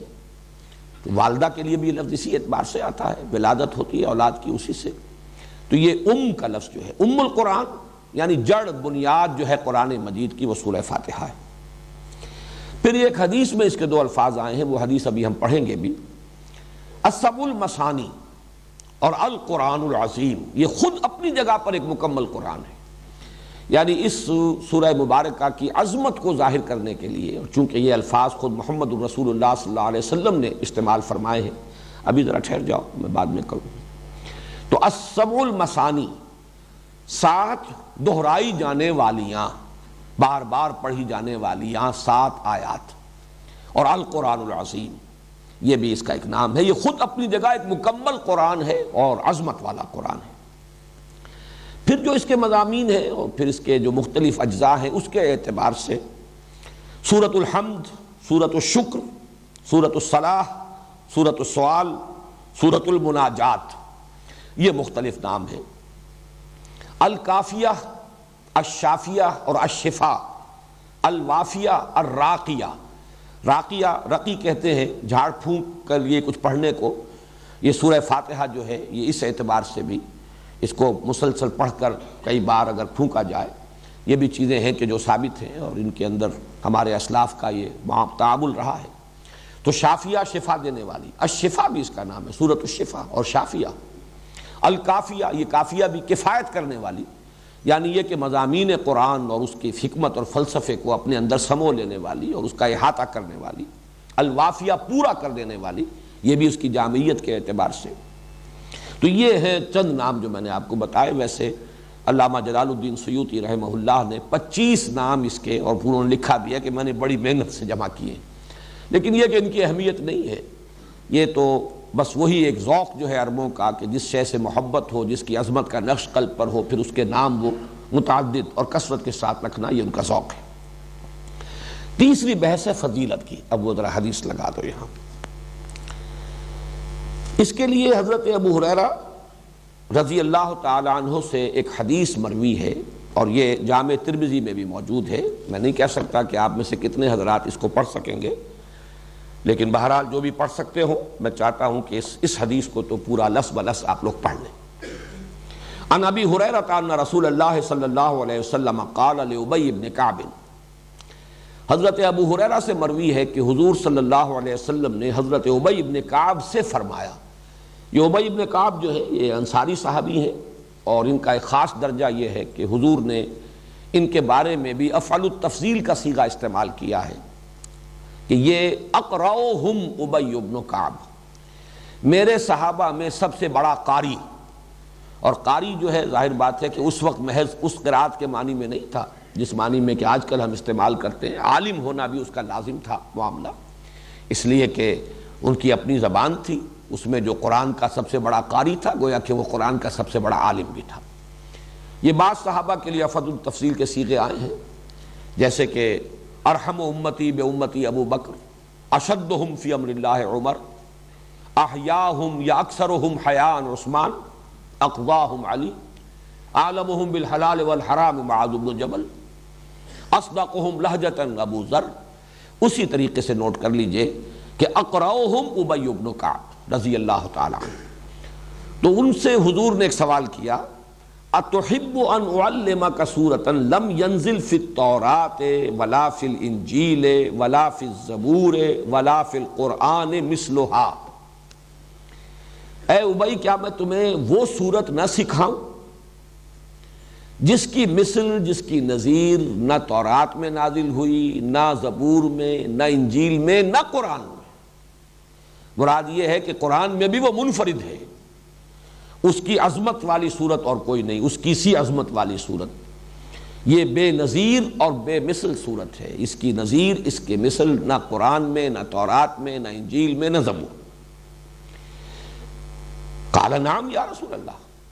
تو حضرت ابی کا جواب کیا ہو سکتا تھا؟ حضور ضرور سنائیے، ضرور سمجھائیے، ضرور پڑھائیے، بتائیے مجھے وہ کون سی صورت ہے۔ فقال رسول اللہ صلی اللہ علیہ وسلم، تو ارشاد فرمایا رسول اللہ صلی اللہ علیہ وسلم نے، کیف تقرؤ فی الصلاۃ، ذرا سناؤ تو صحیح نماز کیسے پڑھتے ہو، کیا پڑھتے ہو نماز میں؟ قال فقرأ ام القرآن، انہوں نے کہا کہ انہوں نے پڑھا پھر سورہ ام القرآن۔ اب یہاں دیکھیے وہ لفظ آ گیا، سورہ فاتحہ، ام القرآن، انہوں نے تلاوت کی۔ نماز تو میں ایسے پڑھتا ہوں، نماز میں سورہ فاتحہ پڑھتا ہوں۔ فقال رسول اللہ صلی اللہ علیہ وسلم، تو حضور نے ارشاد فرمایا، والذی نفسی بیدہ، اس ہستی کی قسم ہے جس کے ہاتھ میں میری جان ہے، ما انزلت فی التوراۃ ولا فی الانجیل ولا فی الزبور ولا فی القرآن مثلھا، اس صورت کے نظیر اور اس کے مثل نہ تورات میں، نہ انجیل میں، نہ قرآن میں، نہ زبور میں کبھی نازل نہیں ہوئی، بے مثل اور بے نظیر صورت ہے۔ وَإِنَّهَا سَبْعٌ مِّنَ الْمَثَانِي، یہی ہے سبع من المثانی، والقرآن العظیم، اور یہی ہے القرآن العظیم، عظمت والا قرآن، الذی اعطیتہ، جو کہ مجھے عطا کیا گیا ہے۔ رواہ الترمذی، یہ جامع ترمذی کی روایت ہے۔ یہ جو دو الفاظ ہیں سبع من المثانی اور قرآن عظیم، یہ در حقیقت سورہ ہجر کی آیت میں وارد ہوئے ہیں۔ چنانچہ وہاں مضمون جو ہے آخری حصے میں سورہ ہجر کے وہ یہ ہے کہ اے نبی، جو کچھ لوگ آپ کو کہہ رہے ہیں، کوئی مجنون کہہ رہا ہے، کوئی اور کچھ کہہ رہا ہے، آپ اس پر ملول اور غمگین نہ ہوں۔ ہم نے یہ آسمان اور زمین بے مقصد نہیں بنائے، ہر شے کا نتیجہ نکلے گا، مجرموں کو بھی سزا مل کر رہے گی۔ اسی طریقے سے یہ دولت مند ہیں اور جو اس وقت سرداران قریش ہیں، جنہیں چودراہٹ حاصل ہے، اقتدار حاصل ہے، ان سے بھی آپ متاثر نہ ہو، ان کی ان چیزوں کو بھی نگاہ میں نہ لائیے۔ وَلَقَدْ آتَيْنَاكَ سَبْعًا مِّنَ الْمَثَانِي وَالْقُرْآنَ الْعَظِيمِ، ہم نے تو آپ کو 7 دی ہیں دہرائی جانے والیاں اور قرآن عظیم عطا کیا، یعنی اتنی بڑی دولت آپ کو دی ہے کہ کوئی دولت اس کے مقابلے میں کوئی حیثیت نہیں رکھتی، کسی کا اقتدار دنیا میں کسی اہمیت کا حامل نہیں، یہ آنی جانی چیزیں ہیں، فانی چیزیں ہیں، کسی شے کی کوئی وقت آپ کی نگاہ میں نہ ہو۔ ظاہر ہے یہ حضور سے کہا جا رہا ہے، لیکن اس میں مخاطب جو ہے وہ خود مسلمان ہیں، اور قیامت تک کے لیے لوگ ہوں گے جو بھی اس راستے پر آئیں۔ جب تک کہ نگاہوں میں ان چیزوں کی تحقیر کی کیفیت پیدا نہ ہو جائے، آدمی اس راستے پر چل ہی نہیں سکتا کہ جو راستہ قرآن کھولتا ہے انسان کے لیے۔ تو اس میں فرمایا کہ ہم نے آپ کو وَلَقَدْ آتَيْنَاكَ سَبْعًا مِّنَ الْمَثَانِي وَالْقُرْآنَ الْعَظِيمِ، سورہ ہجر کی آیت نمبر 87 ہے یہ۔ ہم نے تو آپ کو 7 عطا فرمائی ہیں دہرائی جانے والیاں اور قرآن عظیم عطا کیا ہے۔ تو حضور نے فرمایا جو مجھ پر اللہ نے جو اپنا احسان جتایا ہے، اپنا انعام جو ہے فرمایا ہے کہ ہم نے اتنی بڑی دولت آپ کو دی ہے، وہ یہی تو ہے، یہی سورہ فاتحہ ہے، ہے سبع المثانی، یہی ہے سبع مثانی، اور یہی ہے القرآن العظیم، بہت عظمت والا قرآن۔ یہاں میں یہ چیز بھی بیان کر دوں کہ مولانا اصلاحی صاحب اس آیت کا منشا یہ سمجھتے ہیں کہ وہ جو 7 گروپ میں بیان کر چکا ہوں، جن میں سے ہر گروپ جو ہے صورتوں کا، اس میں کچھ صورتیں مکی ہیں، کچھ مدنی ہیں، تو انہوں نے اس آیت سے مراد وہ لی ہے۔ مجھے ان سے اختلاف ہے، جہاں تک وہ بات ہے کہ 7 گروپ ہیں، مکی اور مدنی صورتوں کے 7 گروپ بنتے ہیں، اس سے اتفاق ہے، وہ میں تعارف قرآن کے ضمن میں تفصیل سے بیان کر چکا ہوں۔ لیکن ضروری نہیں کہ اس آیت میں مراد وہ ہو، جبکہ ہمارے پاس یہ مرفوع حدیث موجود ہے، صحیح حدیث ہے، قول ہے محمد الرسول اللہ صلی اللہ علیہ وسلم کا، تو ہمیں اس سے ادھر ادھر ہونے کی ضرورت نہیں ہے، بلکہ تقاضا ہے کہ ہم اس کے ساتھ اس سے ادھر ادھر نہ ہوں۔ باقی اپنی جگہ پر وہ کہ 7 گروپ ہیں، 7 منزلیں ہیں، یہ اپنی جگہ ہے، لیکن یہ اور خاص طور پر یہ بالاتفاق یہ جو صورت ہے سورہ ہجر، یہ تو مکی صورت ہے۔ مکی صورت میں ابھی پورا قرآن نازل کیا ہوا تھا، ابھی وہ 7 گروپ تھے ہی کہاں۔ ابھی تو یوں سمجھیے سورہ ہجر جو ہے وہ تو قرآن حکیم کی مکی صورتوں میں بھی ابتدائی دور کی مکیات میں سے ہے، اس لیے کہ یہ بالکل ابتدائی دور کی بات ہے کہ حضور کو مجنون کہا گیا۔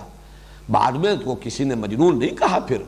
وہ تو آغاز میں تھا خیال کہ شاید کوئی آسیب زدہ ہو گئے ہیں، کوئی جن آ گیا ہے، یہ جو کہہ رہے ہیں فرشتہ میں نے دیکھا ہے، فرشتہ آیا ہے، پتہ نہیں کوئی جن ہے جو ان کو نظر آ گیا ہے، یہ بات بالکل ابتدائی دور میں کہی گئی،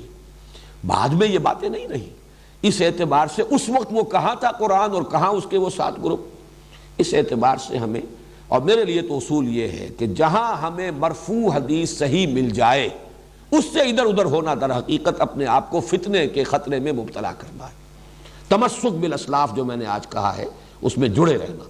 اور ظاہر بات ہے کہ اس میں سب سے بڑی بات تو حضور صلی اللہ علیہ وسلم کی مرفوع حدیث ہے۔ تو سب سے پہلی جو اس کی فضیلت کے لیے تو یہ حدیث جو ہے میں سمجھتا ہوں کفایت کرتی ہے۔ حضرت انس سے بھی ایک روایت ہے جو امام حاکم نے نقل کی ہے کہ حضور نے اسے افضل القرآن قرار دیا ہے، قرآن کی سب سے زیادہ فضیلت والی صورت۔ اسی طرح حضرت عبداللہ ابن عباس کا ایک قول نقل ہوا ہے کہ یہ ثلثِ قرآن، قرآن حکیم کے 2/3 کے مساوی ہے۔ اب دیکھیے کسی شے کی عظمت کو اور اس کے مقام اور مرتبے کو سمجھانے کے مختلف اسلوب ہو سکتے ہیں، یہ کوئی تولنے کے حساب سے نہیں ہے، لیکن حضور صلی اللہ علیہ وسلم نے اپنے ساتھیوں کو، اور ان میں آپ کو معلوم ہے کہ سب کے سب لوگ تو اس صلاحیت کے نہیں تھے کہ جو کسی چیز کی علمی قدر و قیمت کو جیسے کہ وہ ہے اس کو سمجھ سکتے کما حق ہو، ان میں وہ بھی تھے کہ جن کا اپنا فہم اور اپنی سوچ اس کا دائرہ زیادہ وسیع نہیں تھا، انہیں کوئی ایسی شے جو ہے اس کی تمثیل کی ضرورت تھی، ایسی شے سے تشبیہ اور تمثیل جو ان کی سمجھ میں آتی ہو۔ اب سورہ اخلاص کو کہا گیا ثلث قرآن، 1/3 قرآن، سورہ کافرون کو کہا گیا ربع قرآن، قرآن کا 1/4 حصہ، سورۃ الزلزال کو کہا گیا 1000 آیات کے برابر، یعنی یہ کہ سدس قرآن، قرآن کا 6واں حصہ تقریباً بن جاتا ہے۔ لیکن اس میں جو بلند ترین جو نسبت ہے وہ یہ ہے جو سورہ فاتحہ کو دی ہے حضور صلی اللہ علیہ وسلم نے حضرت عبداللہ ابن عباس رضی اللہ تعالی عنہما سے جو منقول ہے کہ یہ ثلثِ قرآن یعنی 2/3 قرآن کے برابر ہے۔ چوتھی بحث جو ہے اس کے ضمن میں وہ یہ ہے کہ یہ سورہ مبارکہ نماز کا جزو لازم ہے، جزو لازم۔ چنانچہ اس کے ضمن میں وہ حدیث میں آپ کو سنا دینا چاہتا ہوں کہ جو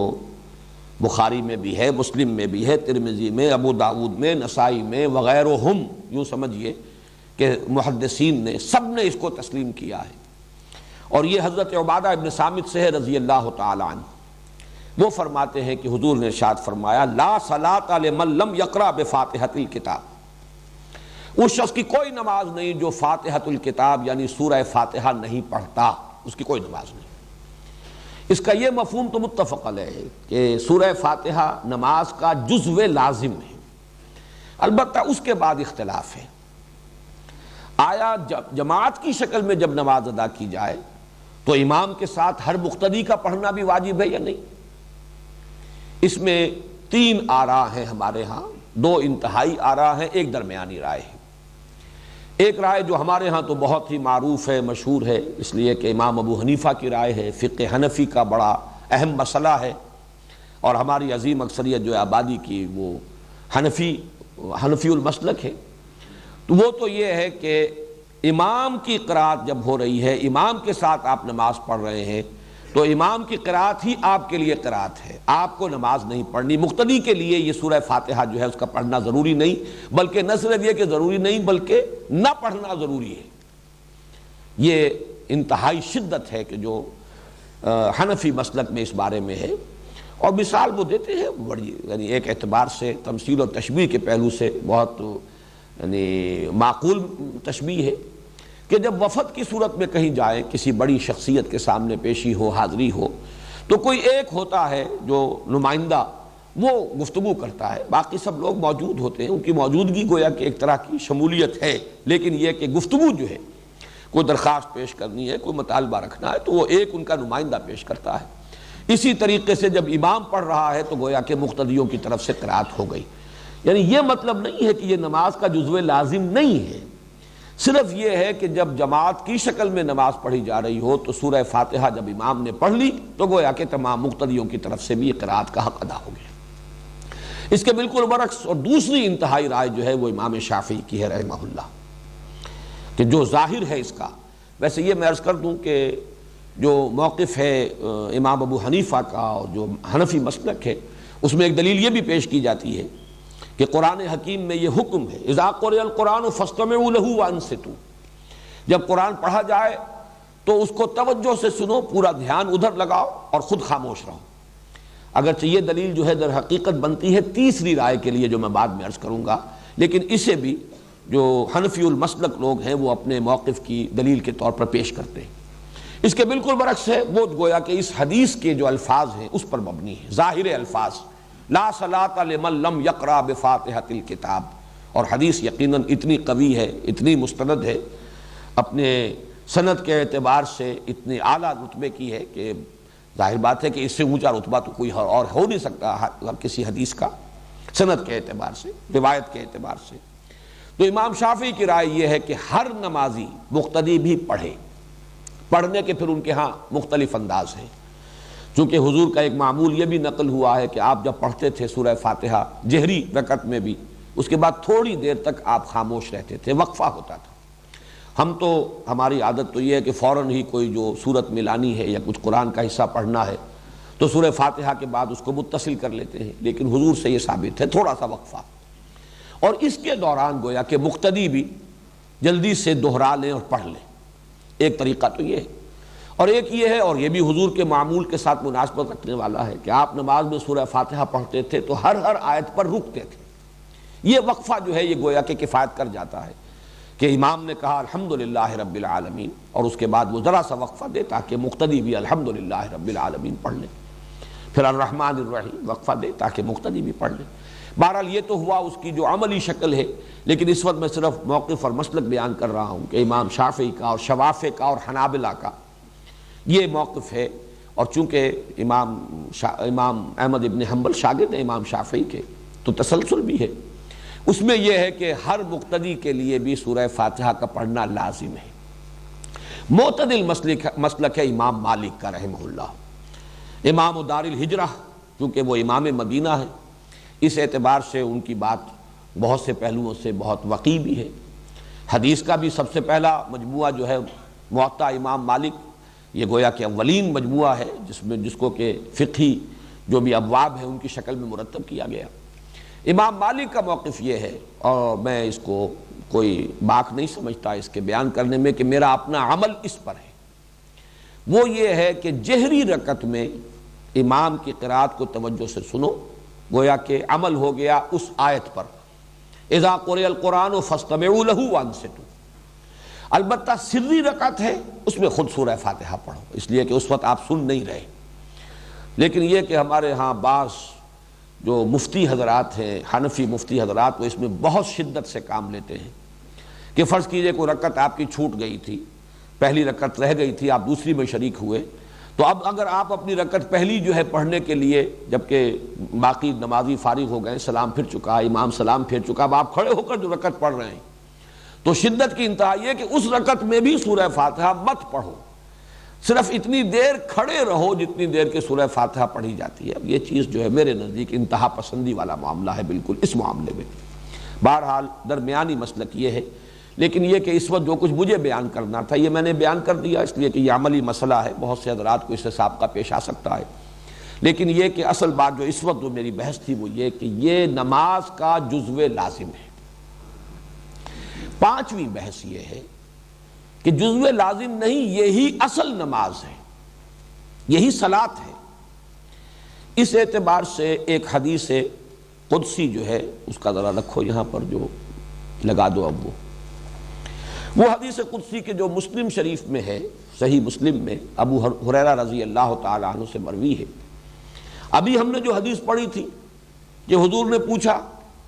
کیف تقرؤ فی الصلاۃ، نماز میں کیا پڑھتے ہو، اور آپ حضرت ابی بن کعب نے سورہ فاتحہ پڑھی۔ لیکن یہ کہ یہ تو ہوا نماز میں سورہ فاتحہ کا پڑھنا۔ دوسری حدیث جو ہے یہ حدیث قدسی ہے، جس میں کہ حضور صلی اللہ علیہ وسلم نقل فرما رہے اللہ کا ایک فرمان۔ حدیث قدسی اصل میں اسے کہا جاتا ہے جس میں کہ حضور صلی اللہ علیہ وسلم یہ فرمائے کہ اللہ یوں فرماتا ہے۔ وہ اگرچہ قرآن تو نہیں ہے، وہ وحی جلی نہیں ہے جو قرآن میں شامل ہو، لیکن یہ کہ وحی خفی جو ہے اس کے ضمن میں یہ کہا جائے گا کہ وہ سب سے بلند ترین وحی خفی ہے۔ یوں کہیے کہ وہ جو وحی خفی میں جو درجے ہو سکتے ہیں ان میں بلند ترین درجہ حدیث قدسی کا ہے۔ اس کے الفاظ نوٹ کیجئے، اللہ تعالیٰ فرماتا ہے قسمت الصلاۃ بینی و بین عبدی نصفین، میں نے نماز کو تقسیم کر لیا ہے اپنے اور اپنے بندے کے مابین دو نصفوں میں، دو آدھے آدھے حصوں میں۔ فنصفها لی ونصفها لعبدی،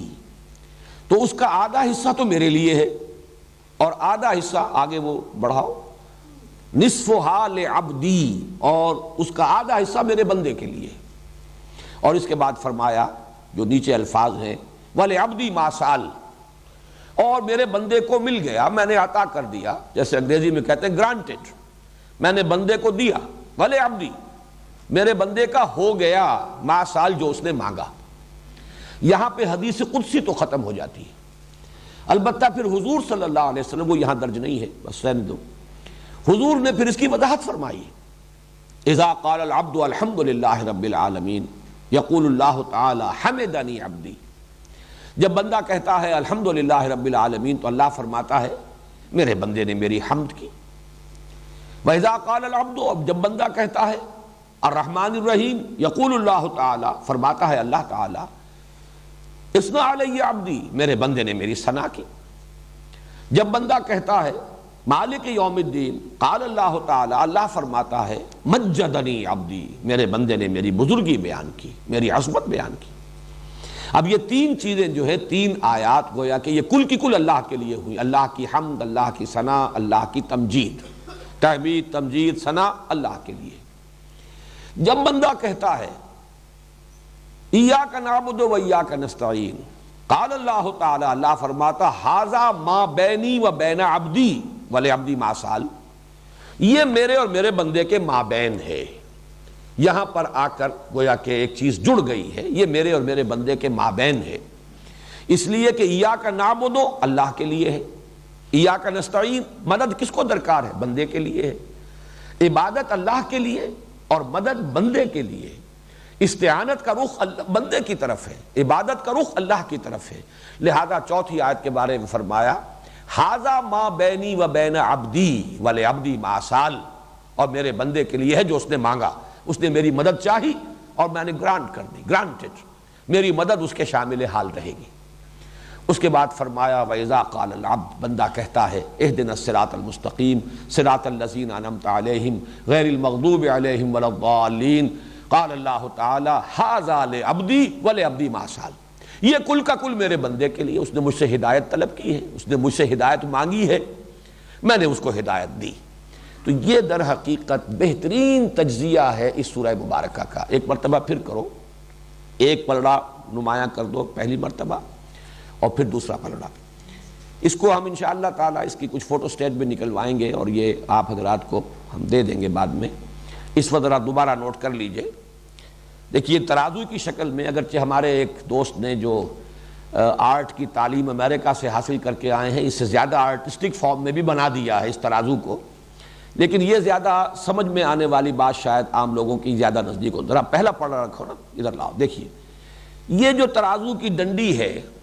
اس کے درمیان میں یہ واو لگا ہوا ہے اوپر. یہ گویا کہ اس ترازو کی مٹھ جس کو کہ پکڑا جاتا ہے, ترازو کو جس سے پکڑا جاتا ہے, جس سے وہ ہینگ کرتی ہے. اس کے ادھر وہ آدھا حصہ ہے ڈنڈی کا ایاک نعبد, اور اس کے ساتھ وہ 3 زنجیروں سے پلڑا ہے. یہ 3 آیات ہیں, الحمدللہ رب العالمین الرحمن الرحیم مالک یوم الدین. ابھی ادھر ہی رکھو نا, کہاں لے کے جا رہے ہو, ذرا اور اوپر کرو اس کو. یہ نصفہا لی, اسی لیے اس ترازو میں آپ نے دیکھا کہ ان تینوں آیات کو میں نے لکھوایا ہے نیچے سے اوپر کی طرف. ان کا رخ کدھر ہے؟ یہ تینوں آیات جا کر جڑتی ہیں ایاک نعبد. ان تینوں آیات کا منطقی نتیجہ یہ ہے الحمدللہ رب العالمین الرحمن الرحیم مالک یوم الدین. ان تینوں کا منطقی نتیجہ ایاک نعبد. اے اللہ ہم تیری ہی بندگی کرتے ہیں, تجھ ہی سے مدد مانگتے ہیں, نہیں تیری ہی بندگی کرتے ہیں اور کریں گے.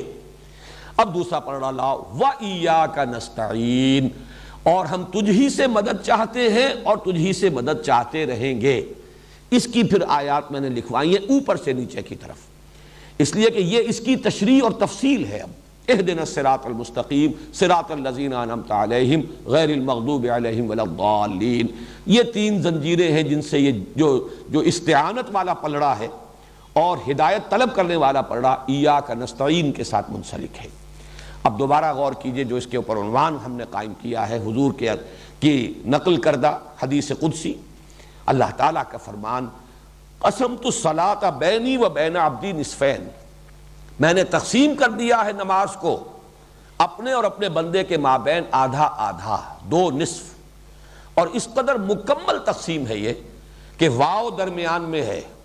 اور اس واو کے ساتھ ایک ڈنڈی کا ایک سائڈ, ڈنڈی کا دوسرا سائڈ, ایاک نعبد و ایاک نستعین. اور یہ 3 آیات الحمدللہ رب العالمین الرحمن الرحیم مالک یوم الدین اور ایاک نستعین کے ساتھ اہدنا الصراط المستقیم صراط الذین انعمت علیہم غیر المغضوب علیہم ولا الضالین. بس ایک فرق نوٹ کیجئے کہ یہ جو دعا ہے اصل نماز, اس لیے کہ نماز کا اصل مفہوم کیا ہے. نماز کے بارے میں یہ تھوڑی سی وضاحت میں کر دوں. صلاۃ کا لفظ جو ہے اس کا لغوی مفہوم تو ہے سب سے زیادہ حرارت حاصل کرنا, آگ تاپنا. اس سے اصل مقصود کیا ہے یہ میں پھر کبھی اس کو کسی اور موقع پر تفصیل سے عرض کروں گا. اس وقت ہمارے مضمون سے یہ بات ذرا زیادہ ہٹ جائے گی. لیکن اس سے جو مراد لیا گیا ہے صلاۃ سے, الصلاۃ والدعاء, یا صلاۃ کے معنی ہے متوجہ ہونا. اور یہ صلاۃ کا لفظ دونوں طرف استعمال ہوگا. بندہ متوجہ ہوتا ہے اللہ کی طرف تو دعا, درخواست, اپنے لیے کچھ مانگنے کے لیے. لہذا بندے کی طرف سے جب صلاۃ کا لفظ آئے گا تو دعا اور کچھ طلب کرنا, درخواست پیش کرنا. بندہ جب متوجہ اللہ جب متوجہ ہوتا ہے بندے کی طرف, عنایت, شفقت, رحمت, یہ عنایت, شفقت اور رحمت یہ اللہ کی صلاۃ ہے. اور دعا اور اللہ سے درخواست کرنا اور مانگنا یہ بندے کی صلاۃ ہے. اسی لیے صلاۃ علی کا لفظ آئے گا, هو الذی یصلی علیکم وملائکتہ. اے اہل ایمان, اللہ تم پر جو ہے متوجہ ہوتا ہے اپنی عنایتوں کے ساتھ, اپنی رحمت کے ساتھ, اپنی شفقتوں کے ساتھ. یہی ہے جو ہم کہتے ہیں اللہم صلی علی محمد وعلی آل محمد. پروردگار بھیج درود, کیا معنی؟ اپنی رحمتیں, اپنی شفقتیں, اپنی عنایتیں نازل فرما محمد صلی اللہ علیہ وسلم پر. لیکن بندے کے لیے جب لفظ آئے گا تو لفظ توجہ جو ہے وہ گویا کہ مشترک ہے. اور نماز کا افتتاح جو ہے وہ بھی اسی کلمے سے ہونا چاہیے, انی وجہت وجہی للذی فطر السماوات والارض حنیفا وما انا من المشرکین. بندہ متوجہ ہوگا تو اللہ سے مانگے گا, دعا کرے گا, استغفار کرے گا,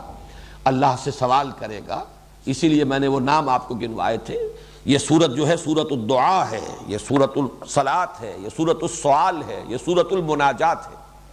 تو اس نماز کا اصل حصہ جزو لا ینفک, بلکہ اصل نماز یہ سورہ فاتحہ ہے. فرق یہ ہے کہ اس مصحف کا اختتام ہوتا ہے معوذتین پر. وہاں پر قل کا لفظ آیا ہے, قل اعوذ برب الفلق, قل اعوذ برب الناس. یہاں قل کا لفظ نہیں آیا. بلکہ یہ کہ دعا گویا کہ تلقین کر دی ہے اللہ نے، اور اس کا جو اصل سبب ہے وہ میں اپنی اگلی بحث میں بیان کر رہا ہوں۔ لیکن اس وقت اس تجزیے کے حوالے سے چند مباحث ہیں جو اختلافی ہیں،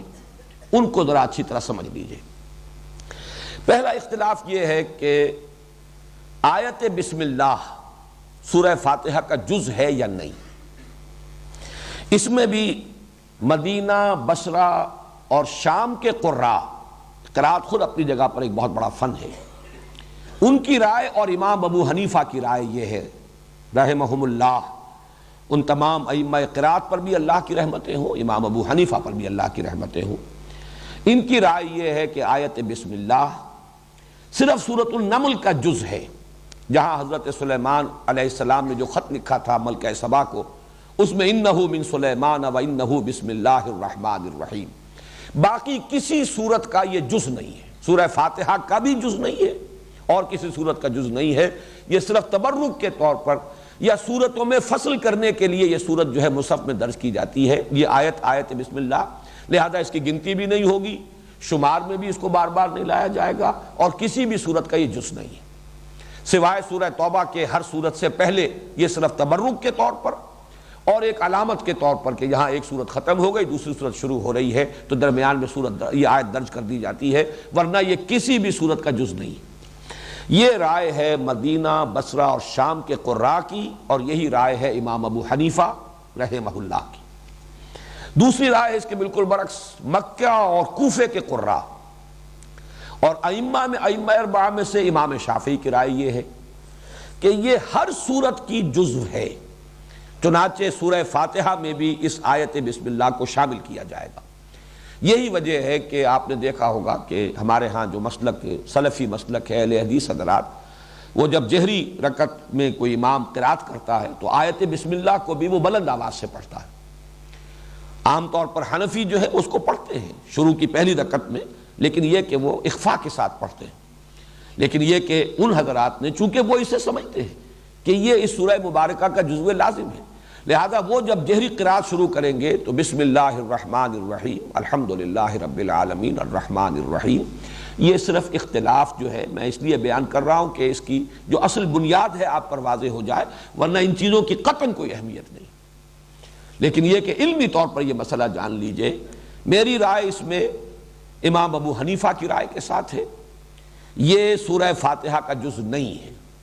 اور مجھے اس پر جو انشراح حاصل ہوا ہے وہ اس حدیث قدسی سے حاصل ہوا ہے، قسمت الصلاۃ بینی و بین عبدی نصفین، وہاں تو بات شروع ہو رہی ہے الحمدللہ رب العالمین سے، اس میں بسم اللہ کا پہلے ذکر ہے ہی، اس اعتبار سے پورا انشراح صدر ہے مجھے کہ آیت بسم اللہ سورہ فاتحہ کا جز نہیں ہے، سورہ فاتحہ شروع ہوتی ہے الحمدللہ رب العالمین سے۔ دوسرا جو اختلاف ہے وہ اس سورہ مبارکہ کی تعداد آیات کے بارے میں ہے، تقریباً اس پر اجماع ہے اور اس حدیث کی وجہ سے اجماع ہو جائے گا لا محالہ، سبع من المثانی یہی ہے،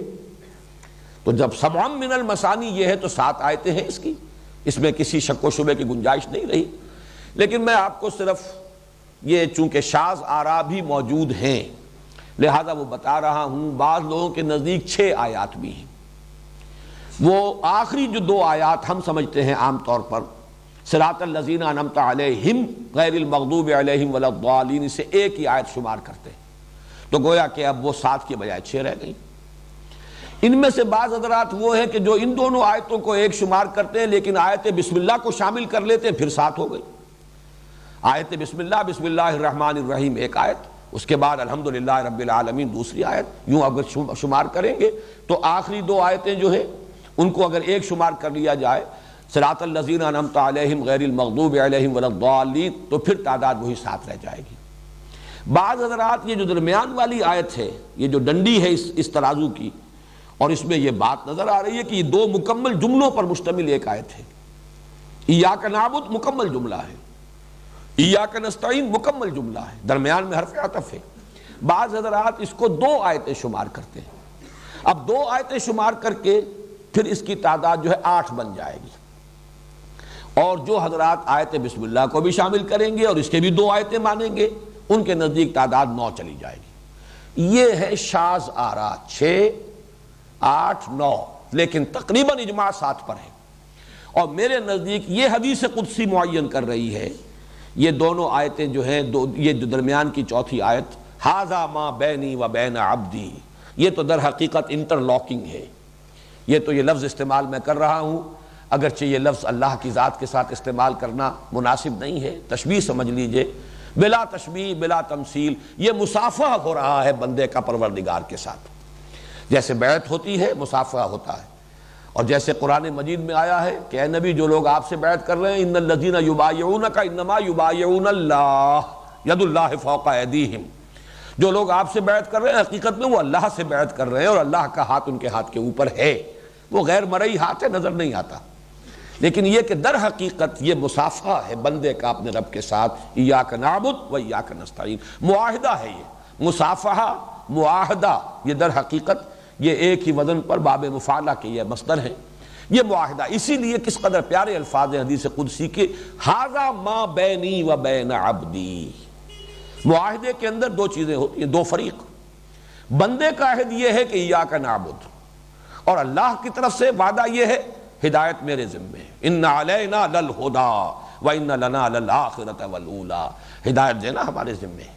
یہ وعدہ اللہ نے کیا، اور یہ گویا کہ ھذا ما بینی و بین عبدی ولعبدی ما سأل، اور دیا میں نے اپنے بندے کو جو اس نے مانگا، جو اس نے سوال کیا۔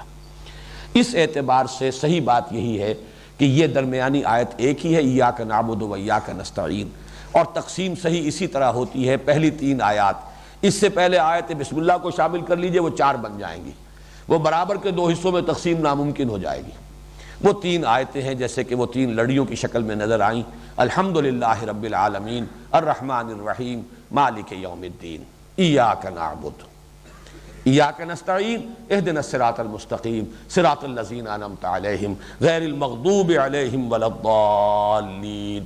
تو یہ جو تجزیہ ہے اس سورہ مبارکہ کا اس حدیث قدسی کے حوالے سے،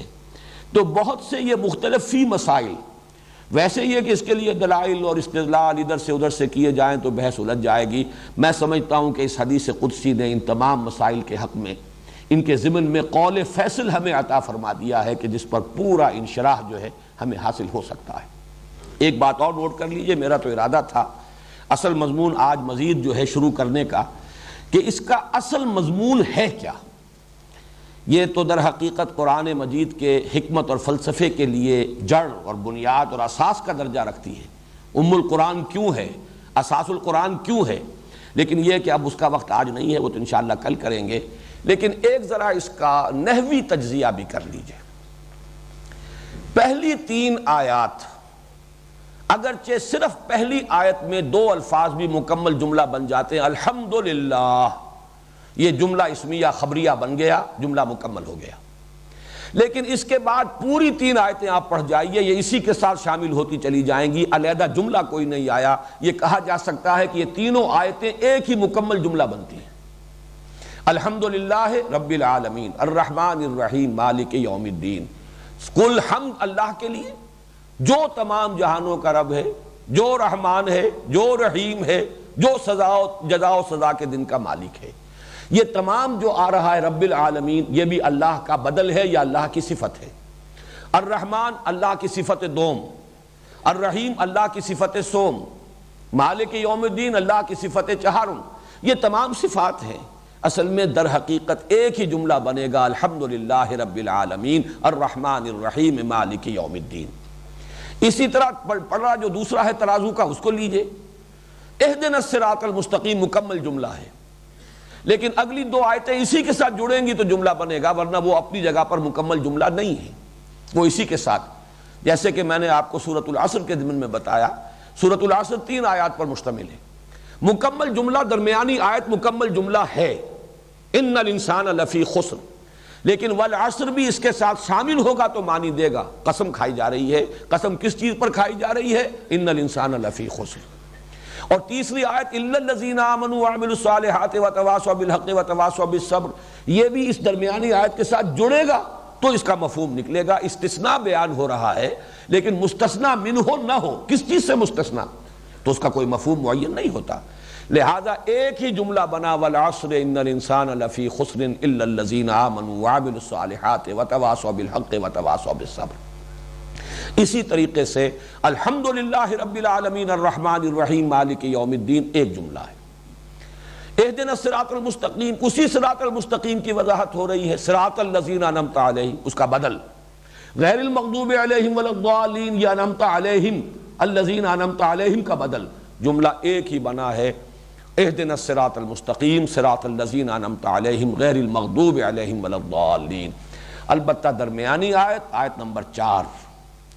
جو اس کی اس اعتبار سے اہم ترین آیت ہے، انٹرلاک جہاں ہو رہا ہے، یہ دو حصے آ کر جہاں جڑ رہے ہیں، جو مصافحے کی آیت ہے، معاہدے کی آیت ہے، یہ اس ایک آیت میں دو جملے مکمل ہیں، ایاک نعبد و ایاک نستعین، دو جملے ہیں جن کو حرف عطف جوڑ رہا ہے۔ تو یہ اس کا ہم نے نحوی تجزیہ بھی کر لیا۔ اب انشاءاللہ کل اصل گفتگو شروع ہوگی، اس سورہ فاتحہ کا اصل مضمون کیا ہے اور اس کا اصل میں کلید اس کی کیا ہے۔ ہمیں معین کرنا چاہیے کہ اس سورت کا اصل مخاطب ہے کون، بلکہ قرآن مجید کے اصل مخاطب کون ہے۔ یہ ایک نئے عنوان سے اور نئے انداز میں انشاءاللہ کل گفتگو ہوگی، اور یہ حکمت قرآنی کے لیے ایک بہت بڑی کلید ہے۔ اس کو اس انداز میں نے آج سے پہلے کبھی بیان نہیں کیا، اس کی طرف ذہن انہی دنوں میں جب کہ میں غور کر رہا تھا، یہ دور ثانی جو شروع کر رہے ہیں تو انسانی ذہن جو ہے وہ کام کرتا رہتا ہے، تو اس بات کی طرف ذہن منتقل ہوا اصل مخاطب قرآن کے کون ہیں۔ اس کو معین کر لیں تو قرآن مجید کی حکمت اور فلسفے کے بہت سے پہلو جو ہیں وہ روشن